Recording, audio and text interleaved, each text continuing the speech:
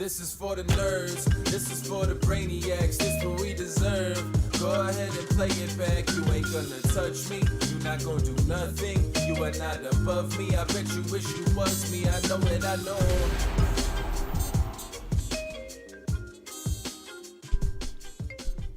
What's up, everybody? Welcome to this Memorial Day edition of the Only Friends podcast.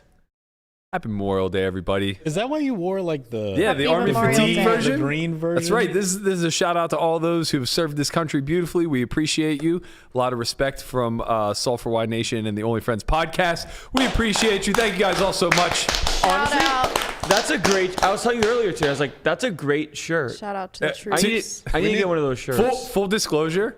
It wasn't meant to be that. It was an error. Yeah, we were Doesn't supposed. matter. It's still a great shirt. We were supposed to get a gray run Those look good. of Soul for Y t-shirts. So we were supposed to have white, gray, and black, and somehow this was their version some might of gray. say it's olive. Olive. Some may say It actually goes Some pretty may well say. with it's your olive. almost olive And skin. I'll tell you what, it looks goddamn good on me if I do I, say makes your so myself. I biceps look cannot see your huge head right now, at dude. all. This is Yeah. just light. I love how. I mean, I it know wasn't- you are pretty big. Yeah. But Wait, just Wapo, don't go back to his camera. That was great. He was like, it makes your biceps look huge, and just cut off. Never went back to his camera. Never to return. Yeah, we getting a little thick up in here. Yeah, you ate a lot with today. 3 C's. Yeah, I didn't. No, I didn't eat. I just had bacon and eggs Bro, today. you do push-ups before the podcast. I've seen it. That's come Landon, with that man. camera. I'm gonna change that. Don't mistake me for young Landon. What? This man is on the grind. Now that he's found the gym, he can't get enough of it. Like, we're just sitting there watching a little basketball last night. I'm literally nodding off at 4 p.m. because I'm that old man now. And Landon's just like sees a dog off in the distance, decides to get down on his level, you know, just nose to nose with old puppy Elby, and then just raps out 10. You had to let him know who's the boss. You really gotta give it to the kid. So what'd you guys all do this weekend? Yo, we got it popping last night. Yeah, popping, huh? We got Yeah, it we fucking got it popping popping. last night. My boy Landy was in the club last night, fucking on couches. He was fucking on couches? Yeah, he's I was fucking definitely on not couches. doing that, but I was definitely on the couch, just sitting there. Yeah, it was Just sitting. definitely on a couch. So. You make it sound Yeah. so fun. Yo, Yeah. rock with me, Landon. Rock with me. You was Where- chilling. where's the You was music? having a good time. I saw a little bit of limo action going on. Limo We party took the was Hummer great, yeah. limo to Limo party. the XL.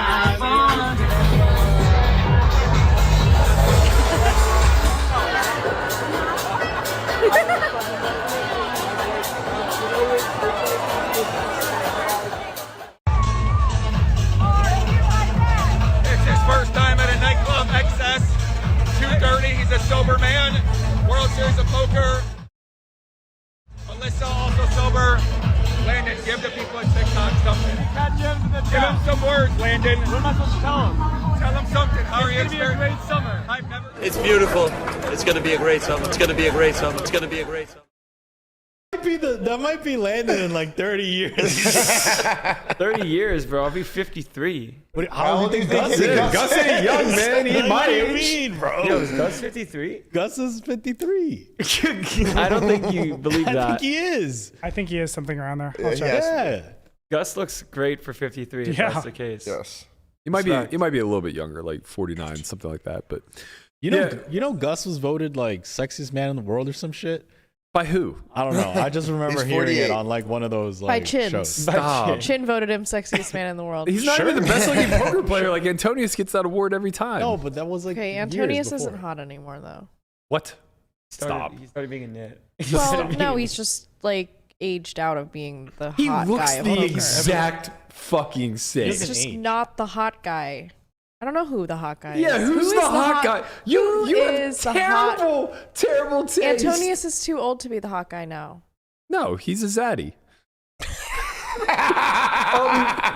That was we learned that in the. I learned what that was. I think he falls into the I think he falls into the same category as Matthew McConaughey, which is Matthew McConaughey's like 10 years his senior. Matthew Which, hold on, McConaughey's voice is amazing. Hold on, let me finish my fucking thought.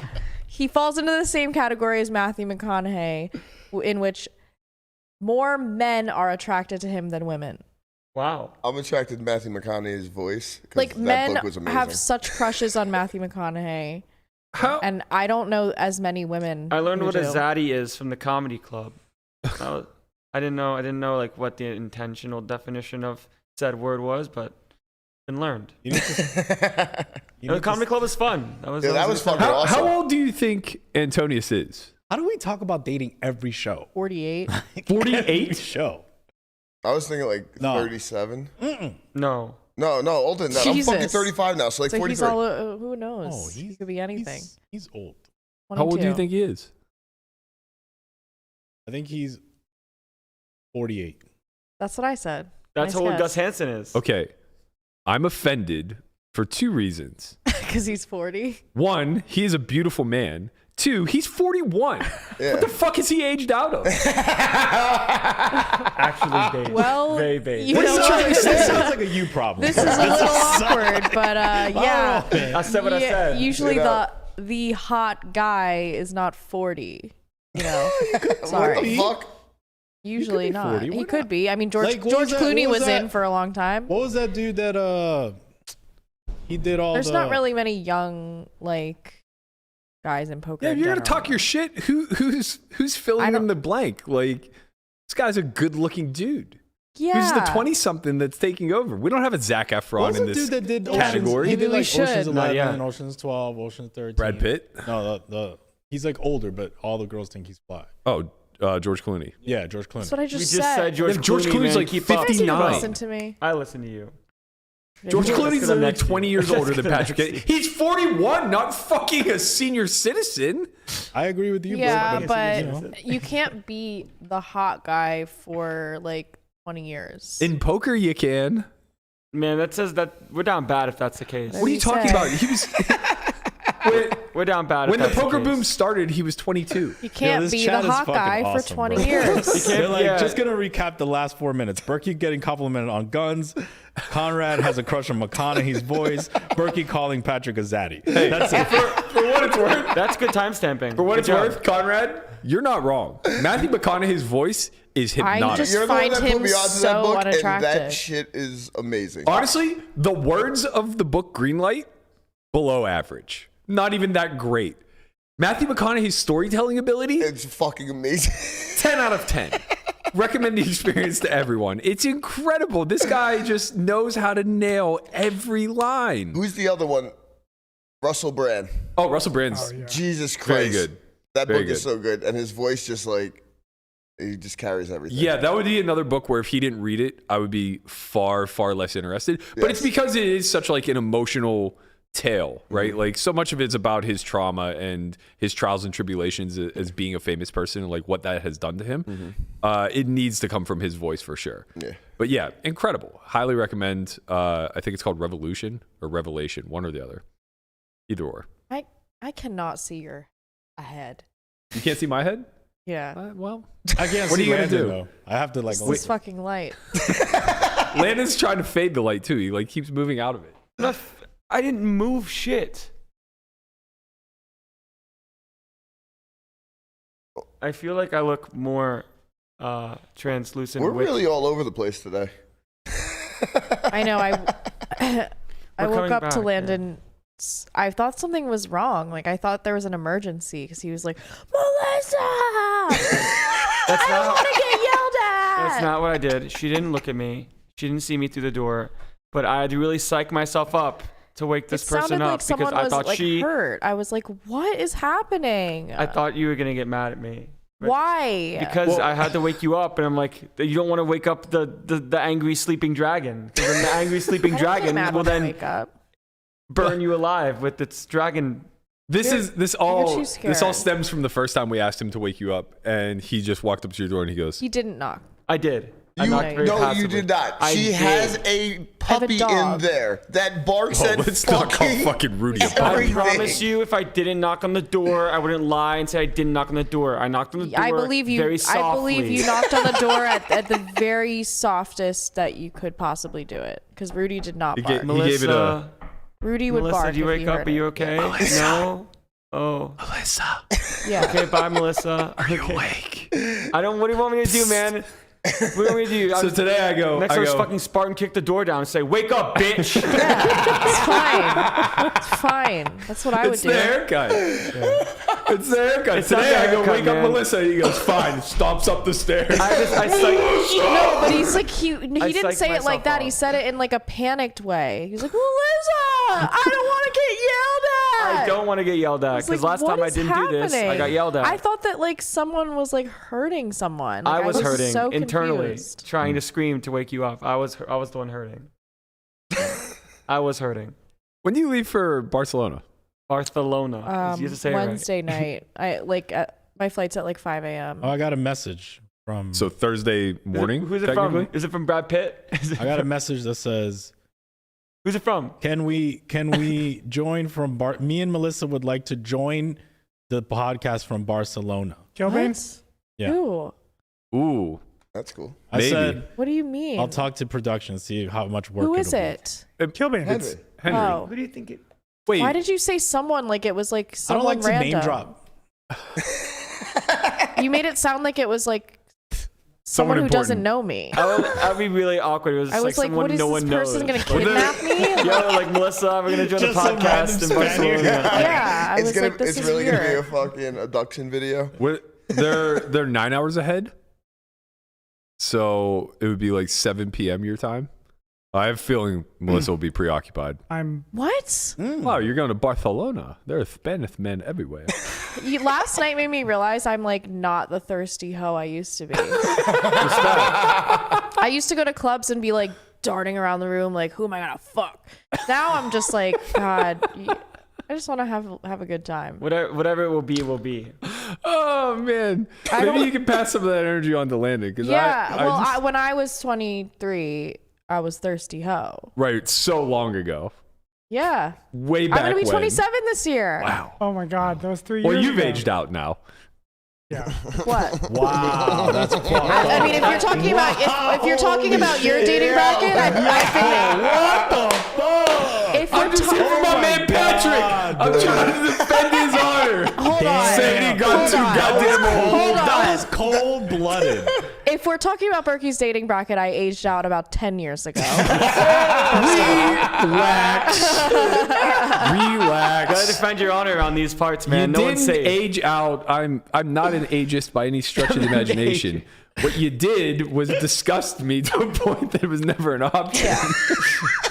I seem to do that with most people, I guess. Landon's like, hey, Melissa needs a place to stay. What do you think? I'm like, okay. I mean, she's hot. This might get a little weird. And then she walks in and shits in the middle of the floor. And I'm just like, I did not you're fine. shit. You're fine. You see, hold on. Do you see how it feels when this man over here, this overaged He just man, says stuff. starts saying stories that don't just actually says exist, stuff. and then tries to get everyone else to laugh Yes. and rally the Yeah, troops? I know. Enough, sir. Yeah, Enough, sir. Enough, okay? First of Enough. all, We're gonna put you go in an find old a folks home 15-year-old pretty soon. to fondle. Fuck out with that bullshit. I'm done. We're done. No, that never happened. The young people are taking over. He's just saying He just stuff. says shit. Every story that he ever says on something, just assume there's a lie somewhere. He just like adds in a random sentence that never Just happened. immediately shits in the middle of the floor, has her snake come and eat it up. I'm just like, look, just go That's not even upstairs, lock believable. the door. At least make it At believable. least make it somewhat believable. Snakes don't even Doesn't eat that. happen. They eat like mice. We Yeah, literally see the snakes frozen don't eat mice. Human Why are there still frozen mice in the fucking There's a dozen fridge? of them. He has to. There's No, like 50 of them. there's, Lying again. there's 25. 25 mice in the They're fridge. rats. First of How all, they're many- rats. They're How not many mice. rats are in the fridge? Yeah, I would not be able There's to probably be 22 now. I've there. had Why a- would you I've put had your them for- chicken and the mice in the It's same down fridge? It's at all the protein, man. bottom. Like, whatever. Boil it, eat That's it. It's nasty. fine. Man, I wonder what mice They're in a taste like. bag. I do wonder. They're in a bag? Yeah. Oh, Bar- okay, that's fine. They're barely in a bag. You Bro, think- you can, He has like the Christian, top open. wait, you hold can on. see the blankness behind their eyes. Hold on. Every time you open the freezer door, Yeah, it's you clear. Can, you Hold can on. see how dead behind the eyes they You are. never Like, miss an eye-to-eye contact Also, with like dead It's just rats. a some of brown them you paper can bag, tell, bro. like That's so nasty. Bro, you thought that did you think that the mice were just piled on top one after another without any packaging? What? No, To no, be fair, the packaging's very minimal. Why aren't they in like a brown paper bag Why or don't something? they have their own fridge or their own freezer like somewhere else? The mice. It's only one thing. It This would is be the equivalent of her walking in my house and shitting on the It would floor. be wasteful. It was figurative, of course, but like, you know, in some regards, Is it's that not that far sanitary? fetched. Because I feel like rodents are You just guys need to grow up. Disgusting? Yeah, it seems like it. they He's really carry grown, though. so much Grow bacteria up. with them. Yeah, Yeah. there's like literally. And then you literally put it in the same freezer as all the food that you eat. It's right on top of Landon's bacon. Yeah. All it takes is just No, like it's all the way at the bottom of the freezer. Bacon, there's hold like on. The pork, bacon chicken, and is in rats. the I don't eat fridge. The mice is in the freezer. There's turkey bacon in the fridge or freezer. That's not the bacon that I use. Yeah, but it's your reserves That's in case the you ever run freezer out. bacon. The freezer bacon clearly has a purpose. That's not the fridge bacon. what is the freezer bacon for? It's to wait until all the fridge bacon is gone so then replace the fridge bacon. So it's basically just the fridge bacon just a month later. For all intents and purposes, I have not put bacon in the freezer. It's desperate. It's that man. It's the desperate old bacon. man No, over honestly, there. it's not. It's No, I mean, Christian's you have from a when he lot of used to live there a bacon. year I put it in ago. the fridge. I'll ever live there again with rats in the fridge. How many They're rats in are the freezer. Half of the food in our freezer is via Christian. There's like Hungry Man meals and fucking keto shit, Nah, I ate all the turkey icon bacon. meals. No, yeah, those Landon been came in eaten. and fucking Those been cleaned those bitches out. Yeah. He was like, I was this like- is awesome. All I have to do is put it in here for a minute. Oh my God. The statute of limitation has expired on Christian having any entitlement to these Andre's meals. barefoot today. Did you walk in He's barefoot? got sandals over there. Oh, okay. Cursor says, Are we gonna forget talk the about barefoot? taser. Are we gonna Next talk about prop barefoot right bet, now? Somebody eats a rat. That's not the punishment for losing the fantasy draft. No one's eating a rat. Wow. Is that it? We can cook it. Wait, I want to clarify. Are you going to be here Wednesday to do the pod? Wednesday morning? Yeah. Okay. I want to do the fantasy draft Wednesday morning if possible. Give us a night to study up. Okay, yeah. My flight's Study like up. 3 a.m. Like Okay, cool. Thursday morning. So Okay, yeah. So we'll do.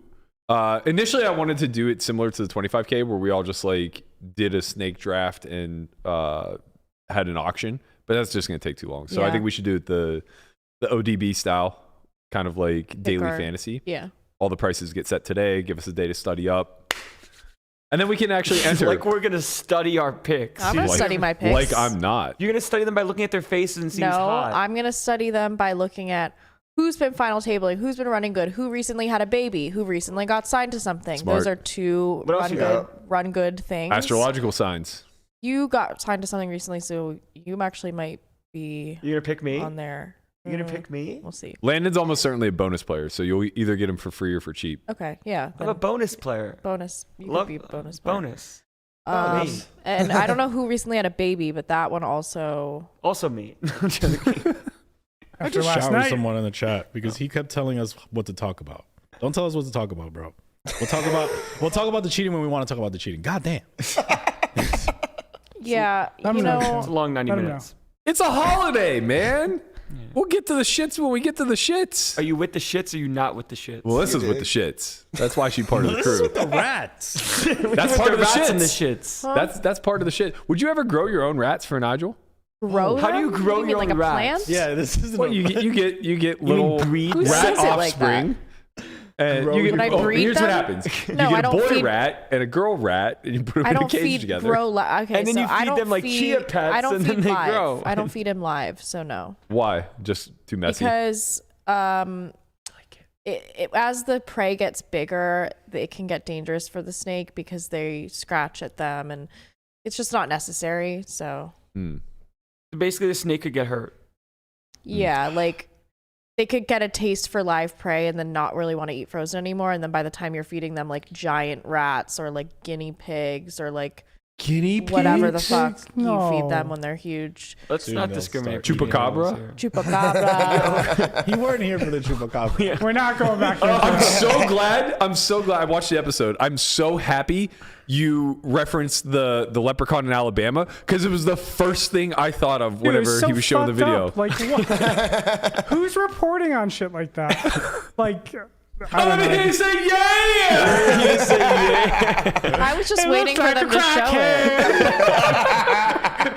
it. That's like one of the most all-time all-time epic viral videos. I knew everybody else would be too young to have remembered it. I've never seen that I video knew it. before. I knew no one else, but I'm so happy I could count on Andre. Yeah, it's like the my we new watched it haircut here. video. Yeah. Which I showed Landon for the first time the other day. He was so excited about it. Yeah. About Gang what? of bombs.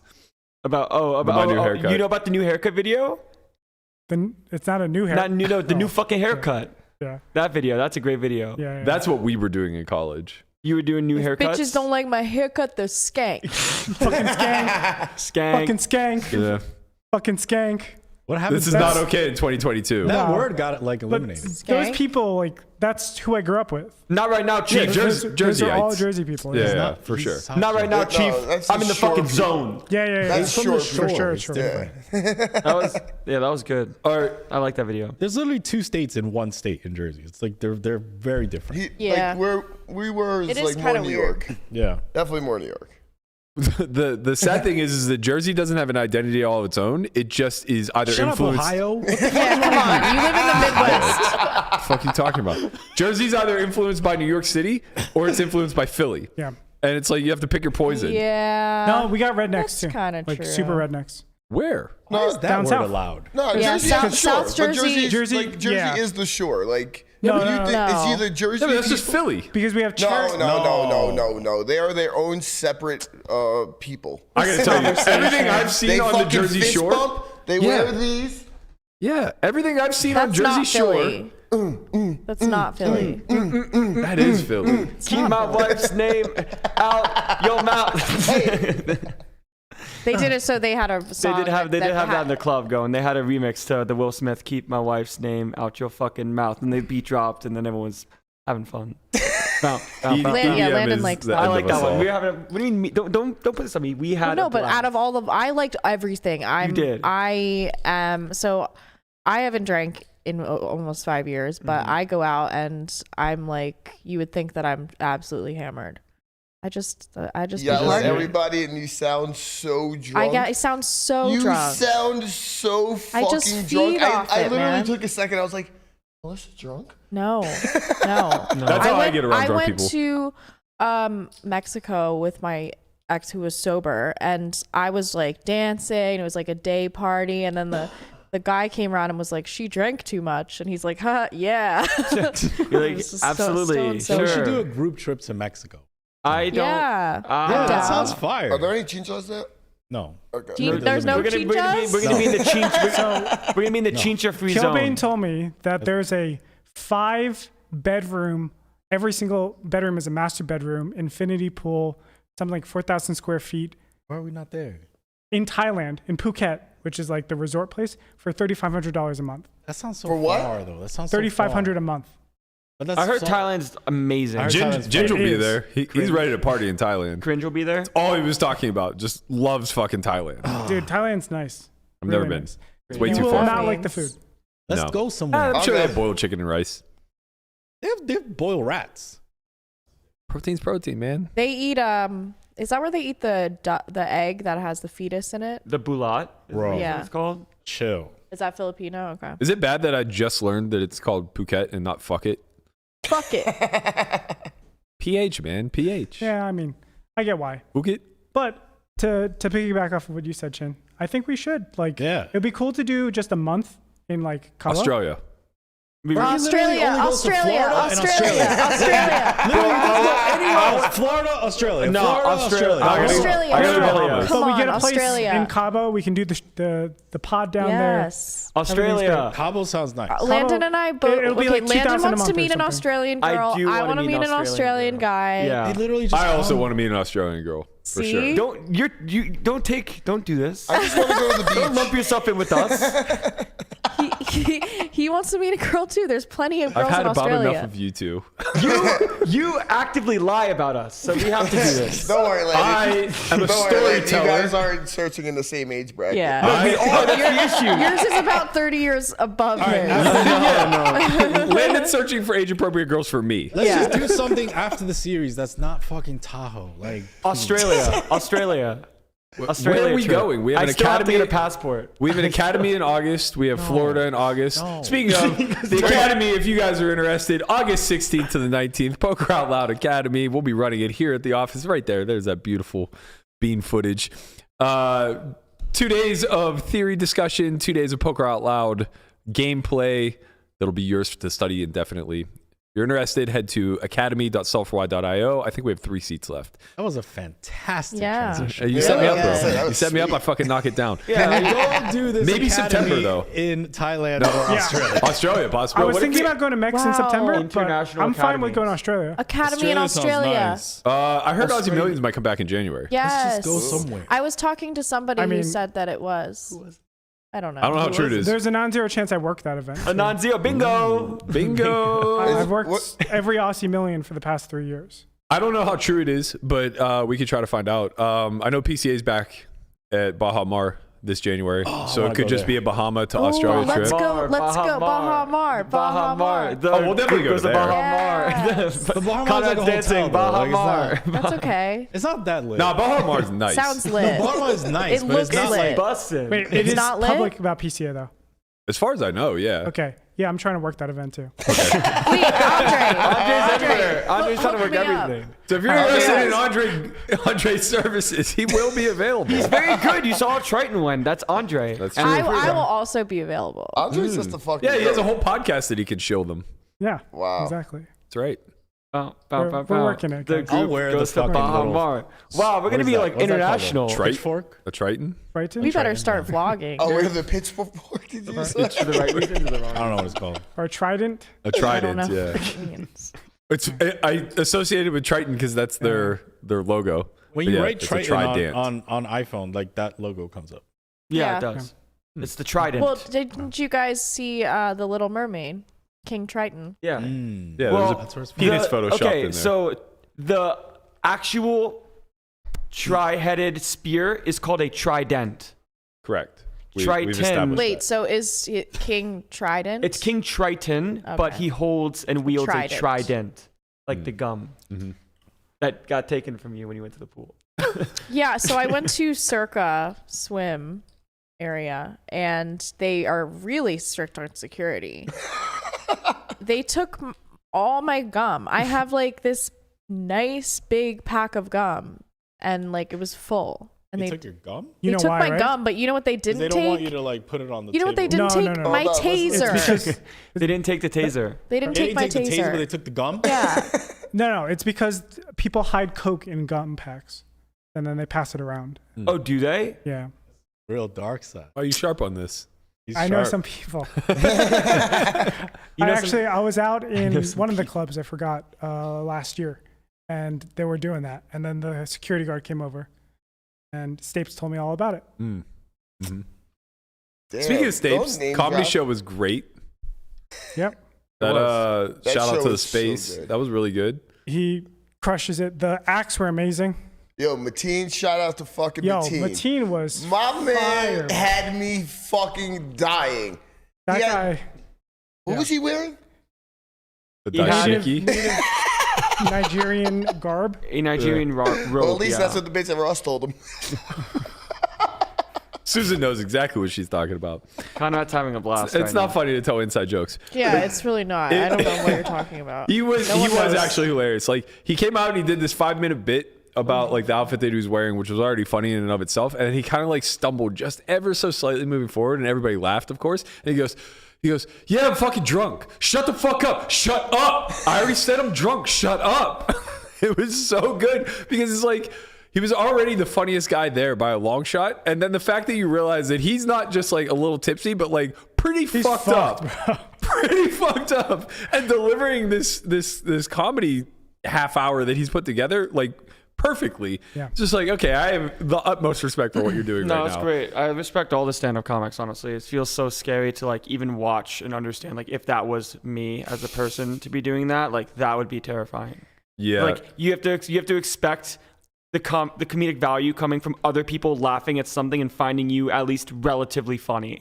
That is terrifying because I'm the Just only gotta go person for that finds shock myself humor. funny. You would have loved the headliner, Melissa. Yeah. She was so fucking great. raunchy. Just so much shit jokes and and like raunchy sex jokes. Like she was just really getting after it. Let's go. I mean, Shock humor. Sounds like immediately my she lady. accused one of the audience I don't know. members. I might turn a leaf on all the you know. You're gonna rebrand? Zero chance. I might rebrand. You might go No for way. a new era. because I just think I'm I'm gonna with be you. alone forever if I keep talking this way. No, we got you. We got you. no. I agree with that. Your unicorn is out there. There is a guy You right are now fucking hard. sniffing his own butthole who just like can't wait to share that Yeah, with but you. I just don't think that it's the type of men who I would like want to have a family with. Yeah, probably not. You know? Probably not the I think ideal I need baby a daddy. whole identity rebrand. I don't think I can do this I anymore. can help you. With I'm gonna your, be with alone. Your wholesome rebrand. You know who could really help you? Ew. Landon's sister Tristan. Yes. She'd take you to the convent with her. Yeah, you can go to. We'll go to Victory church. Like I'll go to fucking church. Like I don't I'll care. go to fucking church. Fine, I'll go. It's like me Anything- going to do anything to when I meet was a in high proper school. baby daddy. I'll go to fucking church. Maybe it's going to come off of your commentary. You know, you're going to be a big hit in Barcelona, and then that's what makes you go on the straight and narrow because Well, you can't. yeah, I'm not allowed to be like super vulgar there. So Correct. So maybe you just so then take I'll off practice with and that. I'll be like, wow, this is actually I have a little more self-respect for myself now You that have a I'm lot of not. self-respect. You just got to speaking let this me way. negotiate your contract. I don't think from your now on. brand of humor lacks self-respect. Yeah, I You don't don't think it's so? I don't think No, it's a I disrespect think of self. I think it's I have a great appreciation for shock humor. Okay. It's just, you know, one of those things where it's like I don't actually want to witness it in the wild, so to speak. Yeah. Yeah. Like when you talk about open door dumping, I'm a little out. I'm not open door dumping. No one's ODDing, I'm bro. closed door dumping. Yeah, it's definitely. Yeah, I'm closed. dumping when the door is closed. Are you the type of couple, like when you were in your relationships, where you could take a dump in front of your significant other?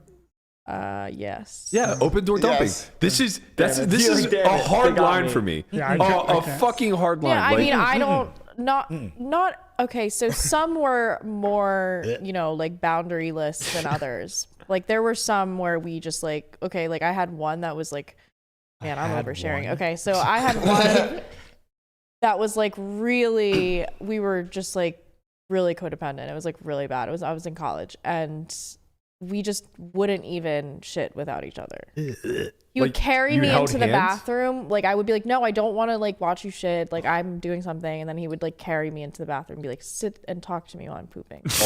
Oh my god. Why is this? And I'd be like, real? it smells like I don't want to be in here. No, you gotta stay and talk to me. Oh my god. No, it's. This Please, is- I want to go home. This is like That's I never probably said the it was beginning. healthy. That was probably that the one beginning. was that was like my worst relationship. I mean this seems like a form of what's it called when you fall in love with your captor? What was his name? What was his Stockholm name? syndrome? Yeah.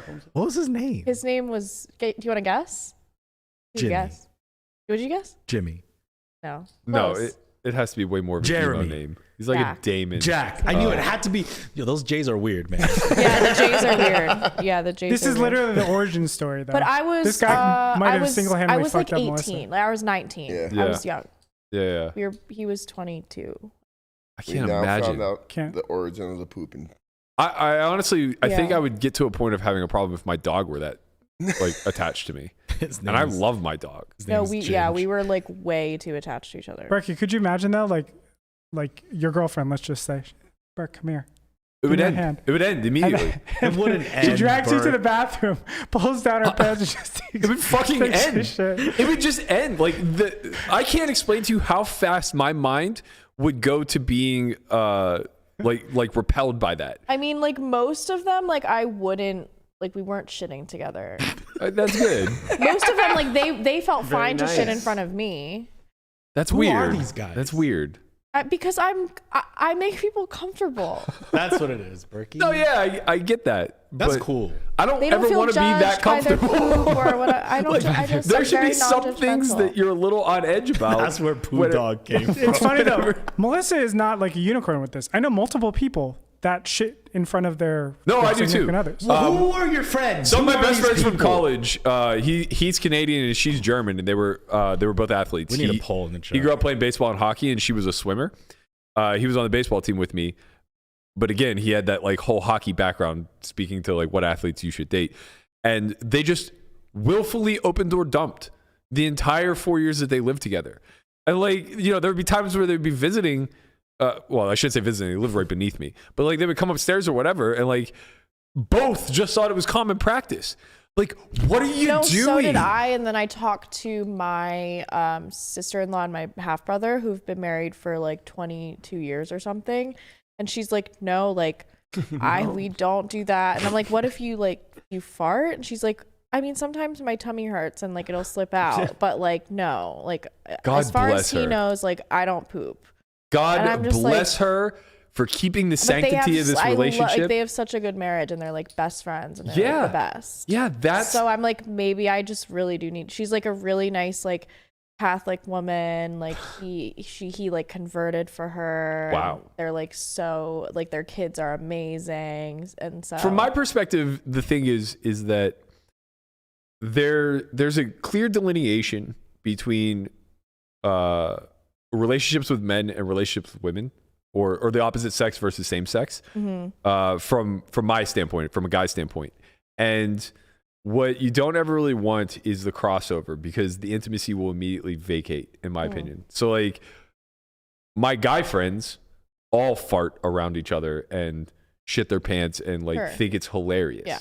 And there's some humor, like it's very sophomoric potty humor. Yeah, I mean that's like what I funny. grew up with. Like I grew up with like my guy friends, and they would like wipe their boogers on me and like fart on me, and like this was just like what we did. Right, and like just a group of dudes, that's funny. But if I ever saw them doing that in front of a girl, I would be horrified. Yeah. And like vice versa, if a girl ever acted that way, I would immediately just bucket her with my crony friends. Wow. That like that I do get bucketed into that. Like, Yeah. I get friend zoned.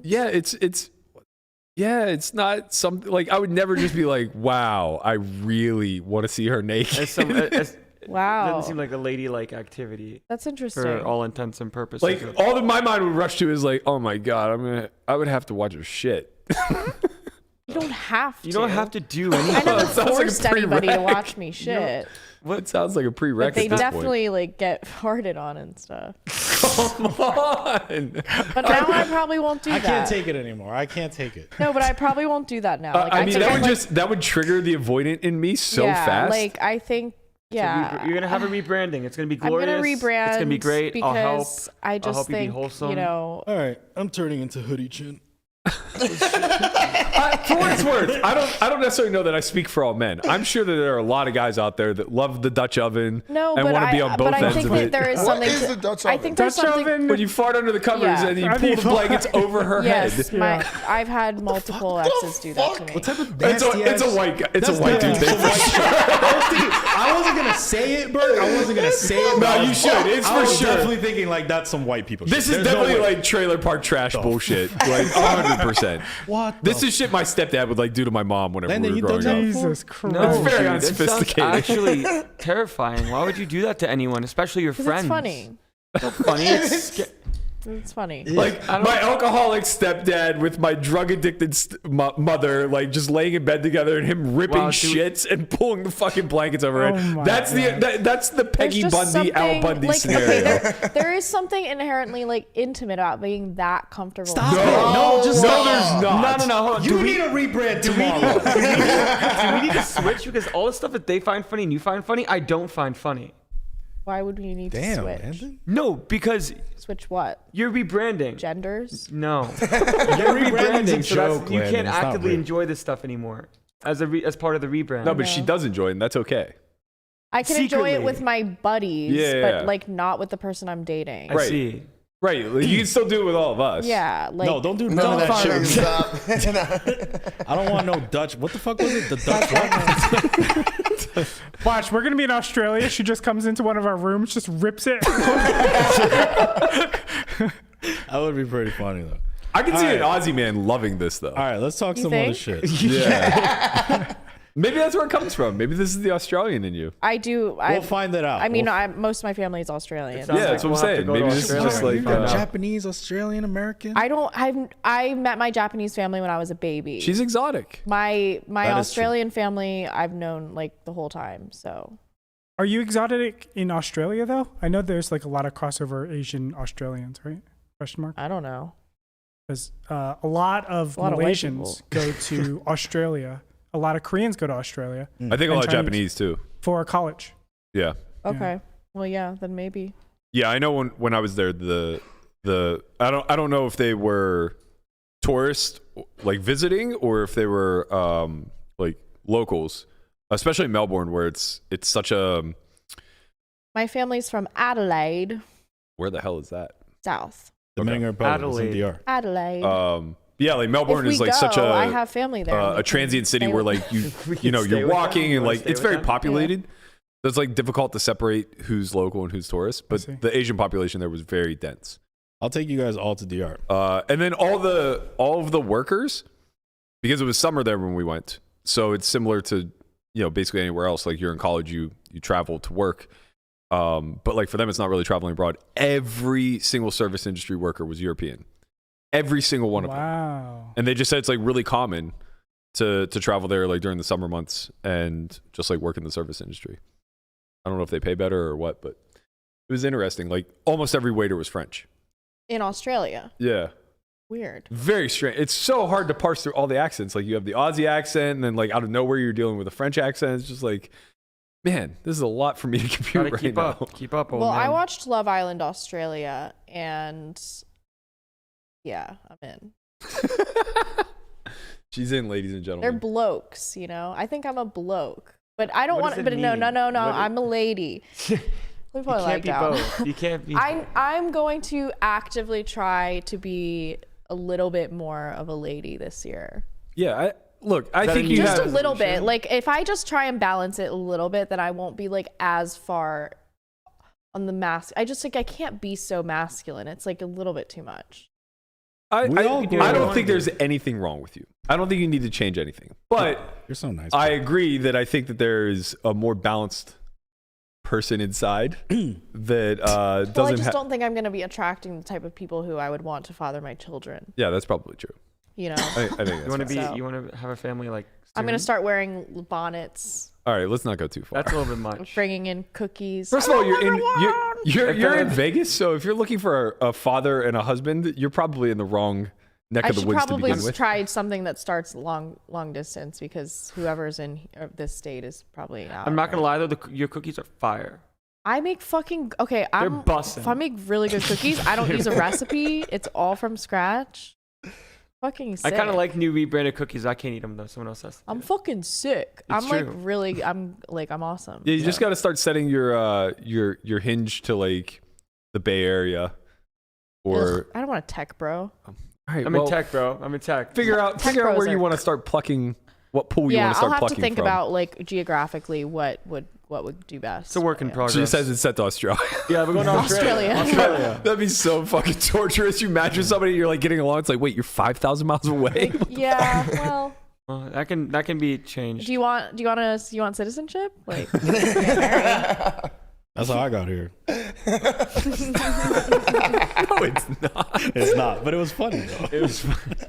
Wow, we should go to Australia. Australia trip. Speaking of funny, have you seen Phil Hellmuth's markup package? Stop. Big. bro. what is it? How much? 1.3. I have not.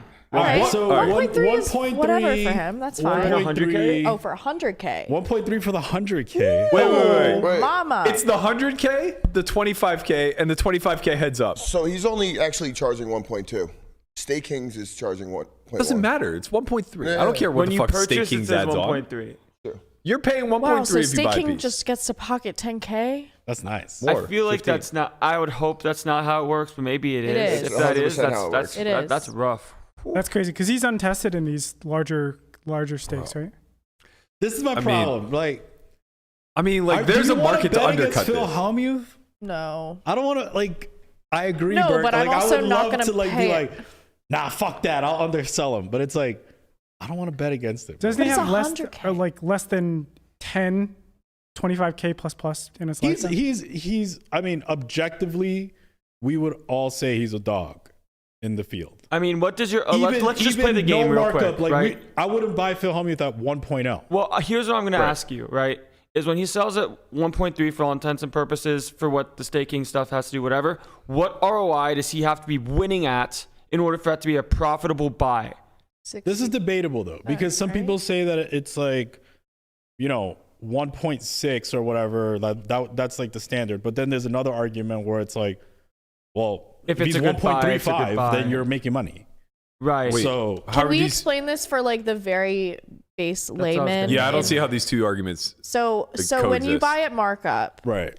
if someone's selling at 1.3 and you want to buy 10% of 100K, you're paying 13,000. 13,000. Yep. So that's the way that the markup works. Because people work. Oh, that's what you guys were talking about. Right, but I for don't sure. understand why you need to be doing better than, like, why do you need to be doing twice as?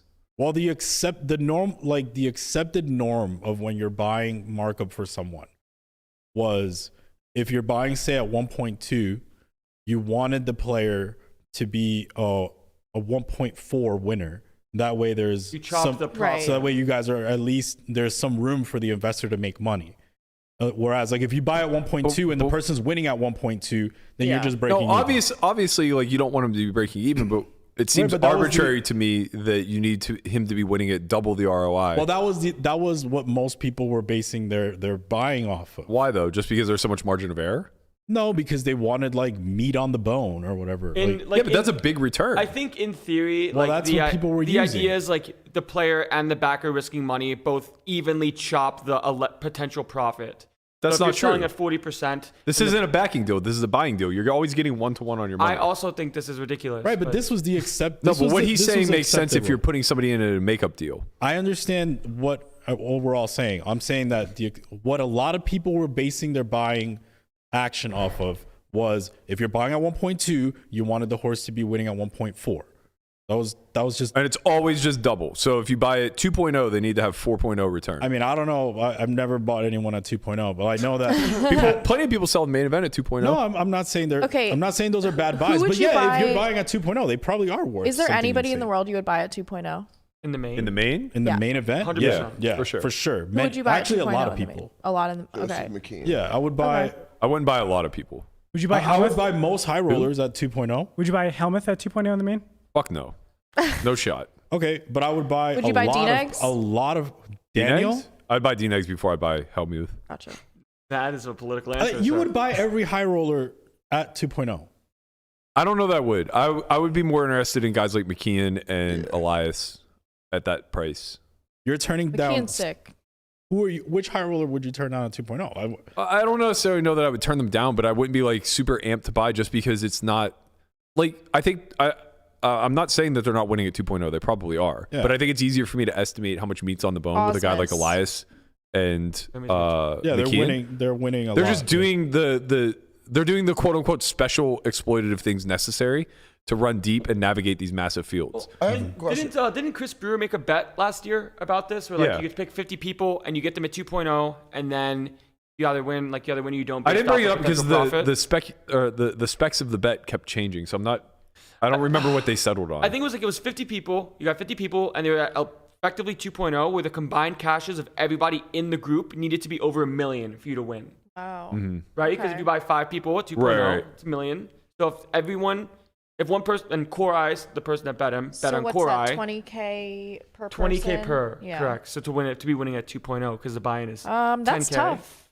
That is extremely tough. That's tough. Yeah. Average 20K cash per person. I mean, average min cash per person. Right, that's- because the that's- idea is some So- people are going to run You're counting deep, on the deep some- runs. Right.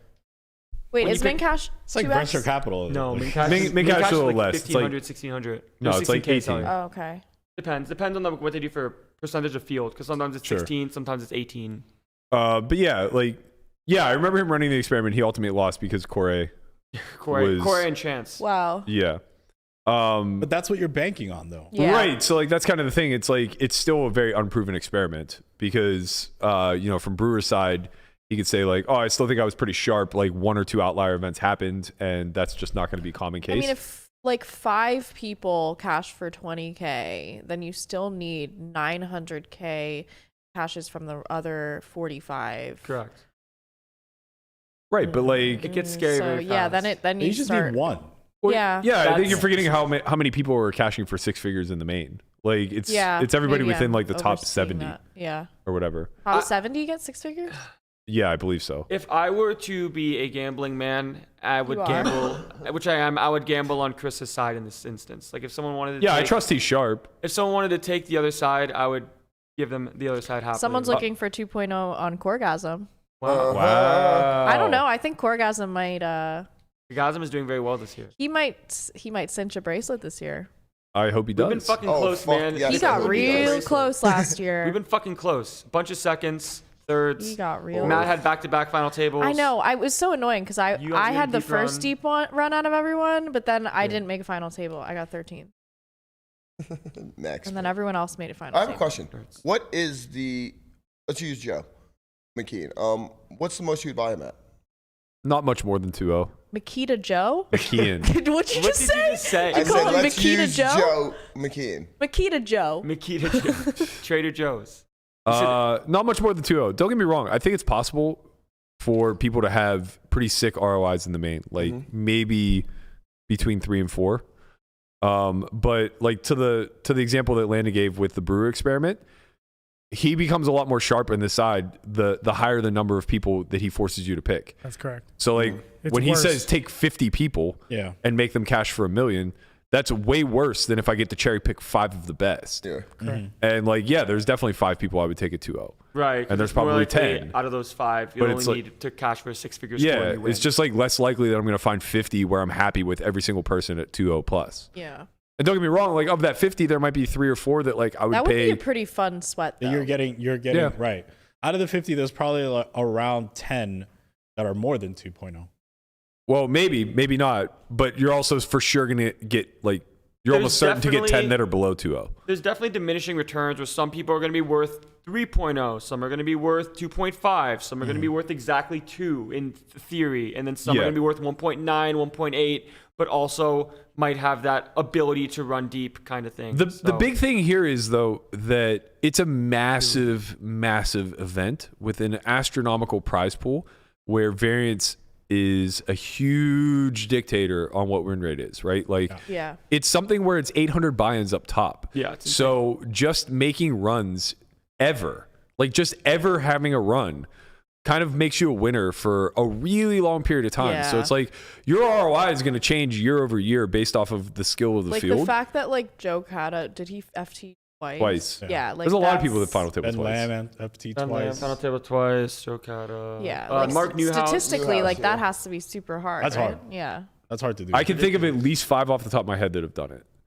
Nice. Ben, Cata, Newhouse, Martin. I can't remember. He's an older guy. No, he's an older guy. It starts with an S. with the plaid shirt. Yeah. Yeah, I know who it is. He final table twice. I don't even remember. One kid got Ruane final table and got 10th. Yeah. That's almost, but that doesn't count. Yeah, I mean Still, it doesn't it's count. like But it's so hard. Still big though. So hard to do that. It's the unofficial final table, Yeah. so yeah. Just yeah. like variance wise, like it's Yeah. statistically very yeah. difficult. to Yeah, do. I mean, but like that's also the nature of stats is it's you're going to see outliers occurring Yeah. over any large sample. Yeah. So we'll be able to pinpoint those. But yeah, I guess the whole point that I'm trying to get at is that this is all very different than the fields that Hellmuth is selling to. He's selling to 100K that's certain to have fewer than 40 people in it. He's selling to a 25K that's certain to have fewer than 100. He's And he's selling to a 25K heads up that's going to have 30 of the best players in the world. He's also selling to a bounty. Is not really No, his specialty at all. Right. Well, those tables play significantly different Yeah. than what he's accustomed to. I just don't see how. He, without question, he has a negative ROI on the bounty. For Okay. sure. For many reasons. Number one, he will late reg. Number two, he is generally very, like his skill set comes at navigating a short stack, which means that there are nearly no returns on the bounty prize pool in and of itself. And number three, it's a small field high roller where he's one of the least skillful. So it's really unacceptable for him to sell at any markup whatsoever. But like as a community, we can tolerate him charging a small tax for his celebrity. 30%, however, is just like astronomically egregious. And it's insane that like as a population, we just kind of have to shrug and say, let market forces do their thing. I know Andrew Barber is like hard on this every single year. which is kind of ironic because he's like one of the biggest champions of free market forces of anyone that I know. But every year he kind of comes out and says like, look, there are just a ton of, wait for it, bad actors in the industry. Bingo. Bad actors. That Bad are actors on the bingo card. that are overcharging for a skill set that doesn't exist and for a number that they absolutely could never see a return on. Yeah, but I think Phil Hellmuth's on the up and up, man. Like Up and up how? What, that he believes that he's winning 30%? That doesn't fucking matter. But Big Does call it? okay, by them, Does man. it not? but the numbers show that maybe he is. Like what? No, they don't. I mean, would you buy Darren Elias? No, I wouldn't buy anyone in the world in a 100K bounty for 1.3. Yeah, it's ridiculous. 25% of the prize pool is unattainable already. No, so I'm you're not- already getting charged a tax I don't for even disagree. participating in this event. But Yeah. would you? Okay, like the numbers are on his side for heads up. How much is he selling? No, they're not. But he's just beating people. He's cherry picking his opponent. He's not playing 25. He's Christian's going to taking the have to people's win approach. I'm playing four. the devil's advocate. You can play though. devil's advocate all you want, but you don't believe anything you're fucking saying. He has to beat That's four. not what the devil's advocate does. I don't care, man. That's not. The That's not. devil's That's what advocate you do. speaks for the people. Nobody Yeah. believes your argument here. He has to beat 4 world-class players to make the money in the 25K heads-up championship. Yeah, he beat Durr, Antonio. All right, whenever you want to name me a 32, world-class 69. player, I'll be open to I listening. don't know, man. These He people. goes 100 times These guys against Adama. stink. These guys fucking stink. Across the board, they stink. Stop. He hasn't played anyone heads up that doesn't fucking stink. It'd be like if he beat me. Who gives a shit? I stink. It's 25K heads up challenges. Like, get somebody who knows the fucking format and is good and watch him get absolutely obliterated. Like if he Scott played Seaver. like K-Rap. Yeah. Do you know what K-Rap would do to him? K-Rap would so quietly just go in there and just like push up his glasses one time and then just kill him. It would be just so like funny. murdered. I would love to watch it though. Be a masterclass. It would honestly, it would be like watching We somebody love you on teach the like. podcast, Kevin. We love you, We Kevin. love you, Kevin. It'd be like watching somebody teach ballroom dancing, you Yes. know? It would just be like, he's just Dancing going to with the lead Stars. him and guide him and then just dead. Yeah. It's over. Yeah. Just give me all the money. Like, It he would would be- never play a it would be K-Rab, but very you know what? He's insightful. going to I'd like have to to watch play it. a K-Rab whenever he plays the 25K heads up. The likelihood of him winning one fucking match alone has to be lower than 45%. And he's charging a 30% markup. What are we doing here? It's okay, Who's though. buying? Hashtag positivity. That's the thing, though, Burke. People will buy. Because They they're will, because- uneducated. And okay. that's why we have to talk about it. Yeah, but you it's have to also- educate the market. We're so insulated from like the outside poker world where like they're just like they just feel like I don't know, they feel involved like when they're able to I get like that. buy, like they're able to tell their I have a piece of Phil Hellmuth. Like that's Yeah. cool And to them. he beat Daniel 3 times in a row. Stop with Daniel's the good. nonsense, Okay, man. all right. Daniel's not bad. Let me pose something. If poker like explodes in the U.S. and we get full legalization and shared liquidity, does his markup go up or down with Boom? Up. Goes up. Of course. A lot. Of course. Only up. I mean, I'm not saying that Only. it's a cart in front of the horse or anything, Nope. but It's- his markup going up is an indicator or will be an indicator whether or not poker How much is he selling? alive. Like 30%. Maybe more. Might be like 50%. Oh. Not really. I mean, it Bitcoin, says he has that 75K Latinum. available. The Latinum's Yeah, a He lot has, of he has bankroll. 36% still remaining. I don't know how much he sold. It doesn't disclose. But look, the whole reason to talk about this is not to shame Phil, although to some degree that's warranted.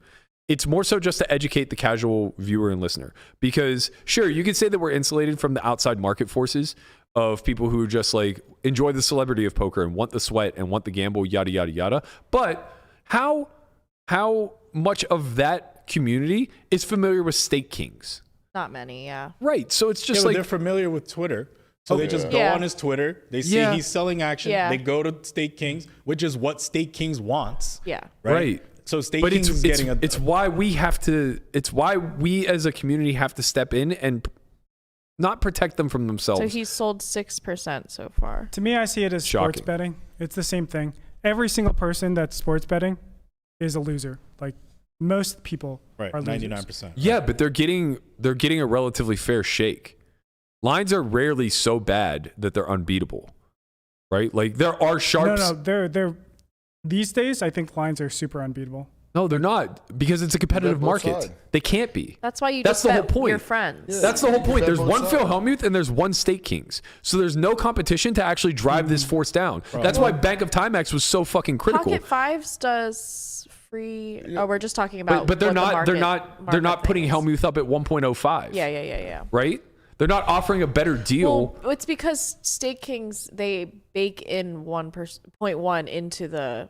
Right, but market that means price. nothing to the person buying. Yeah. It's still listed at 1.3. Yeah. So even if Hellmuth wants to list at 1.2 and it's coming out at 1.3, that doesn't mean anything to any of us, right? Right. All that matters is there's no counterforce to actually drive the price down to what the market value should be. Right. You only So- see the number. Right. So if Yeah. if a Bank of Timex or a Poker Shares continued to exist, or Pocket Five said every single thing that State Kings list will list also at what we think is competitive, and try to take business away from them, that's sharp, right?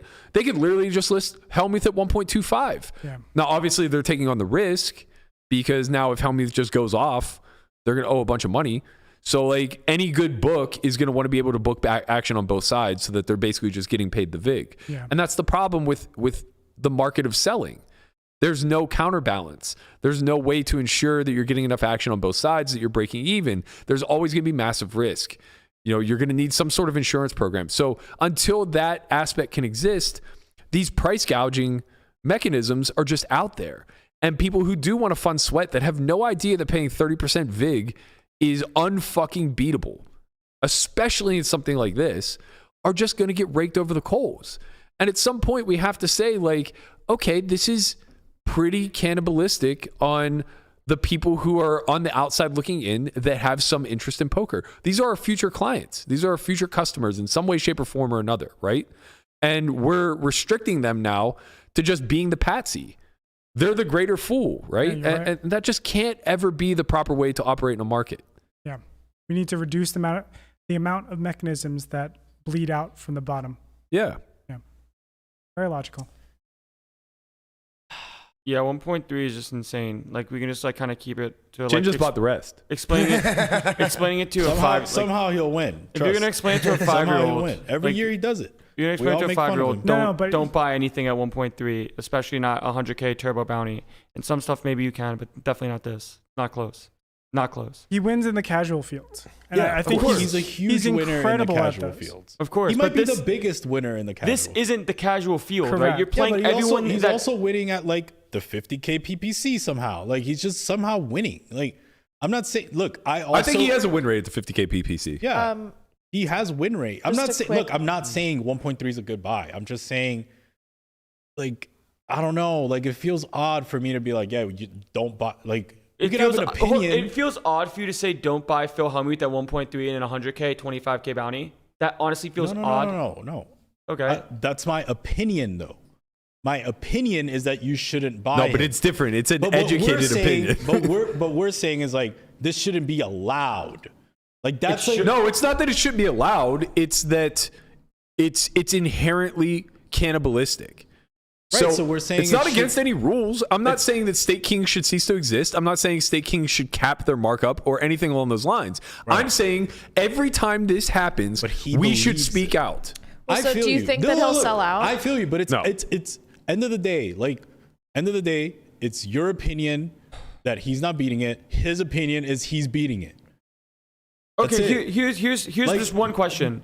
For when it comes to potential win rates and how you see your edges, do you think that you should be able to justify or back up your opinion, or that doesn't matter? Like, if you just say, I think I'm beating this for X% ROI, I don't need to tell you why. Or do you think that that needs to be justified when you're selling publicly of how you think you're winning, where the ROI breakdown is, Right, but and all someone those like things? Phil doesn't have to. His I don't think, resume speaks I for don't think itself. anybody has it. It's I a don't free think His it's market. resume speaks Correct. for itself. It's a free like, market. I'm Phil Hellmuth. So if I'm a Vampire 777, I need to be able to justify why there should be a market built around me. Right, Phil can build a market and he doesn't need to justify anything. right. Any of the legacy traditional poker players don't have to necessarily do that. That's Right. why Matisow is out there. Isn't he at like 1 point? Matisow Yeah. sold for I don't know. something insane. I don't want to detract too far Correct. from the original point. To counter what Christian said, You could say that it's an opinion, but it's factually not. There is no high roller winning at 30% ROI. None. There's not enough data to yes, justify there is. that. No, we have a decade of high roller data. A decade of it. We have guys who have risen from the top 50 to the top 3. None of them have a 30% ROI in high roller fields. None. Yeah, I mean, But this is also like This is over thousands of events. Wait, the Adama edges doesn't? are No, so thin. of course not. Of course not. Yeah. Nobody has that level of ROI. They're the best of the best. Yeah, but you're talking are about winning you're not like talking about 13%. high, he's not playing high rollers. Yes, he is. He's playing a 100K. high roller. No, he's playing 3 high rollers. He's playing Okay. a 25K, But they're all WSOP a 25K, high rollers. and a 100K. They're all going to be small field So high then rollers. what you're saying is we should cap the markup, Berkey. That's I'm what not you're saying we should cap it. No. Then what are you saying? I'm saying saying we that we have should to inform the people. absolutely denounce this level of cannibalism every time that it happens. he believes it. I don't care what he believes. All right, so I believe him- in ghosts. If him and his people believe I'm it, right here, Matt, Why okay? are we look? I am agreeing with you that he's not beating it at 30%. I'm not saying that he is. I'm saying if he believes it and his people believe it, then who are we to say no? We are experts Well, in the field We're with saying- data. Okay, so here's the thing. We are on a podcast. We're, a little bit knowledgeable in this industry, and we're saying that he's not beating it. Yeah, I agree. And then if that leads to, not that we have that much power, but there's a lot of talk about it. There's a lot of people talking about it. If people are tuned in at all, if they're looking into their investments at all, they'll see, oh, this isn't really a good buy. Then he might not sell out, and Yeah. then it might go down 100%. after Right. that. 100%. So I it's- agree. I think you think we're talking to Phil, and in reality, we're talking to Phil's market. Correct.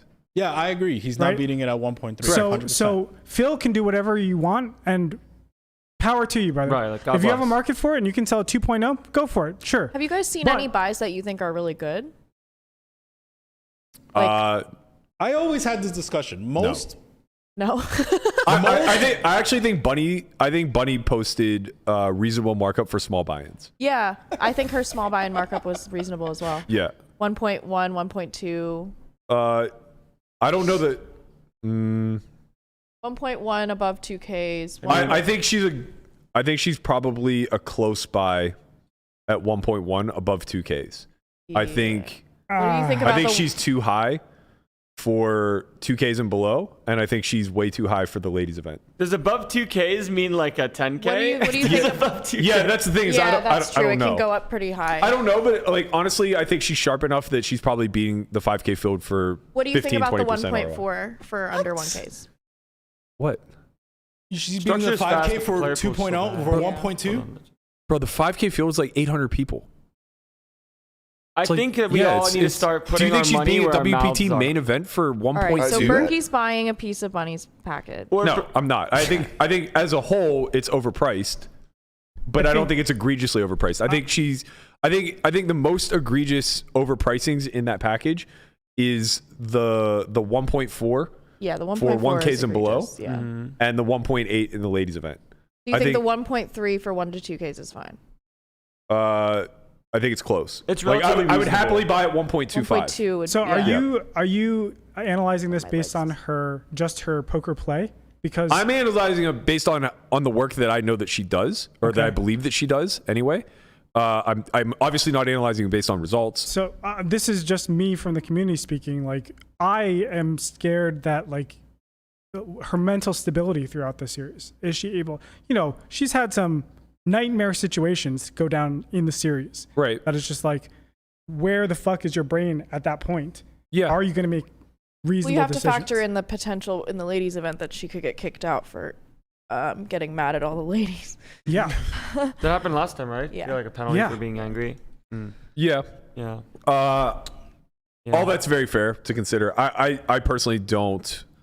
But if we're just talking skill alone, Yeah, I personally think don't care it's about that fine. stuff. Yeah. Like every time you're buying a live player, they have some level of tilt issues. They have some level of mental game work that they need to do. Like nobody's out there buying some Zen Buddha. Who knows? Yeah. If you buy at Phil Hellmuth, you might burn the valleys to the ground. So he might be out of the tournament too. Right. Or unless you're buying Chewy.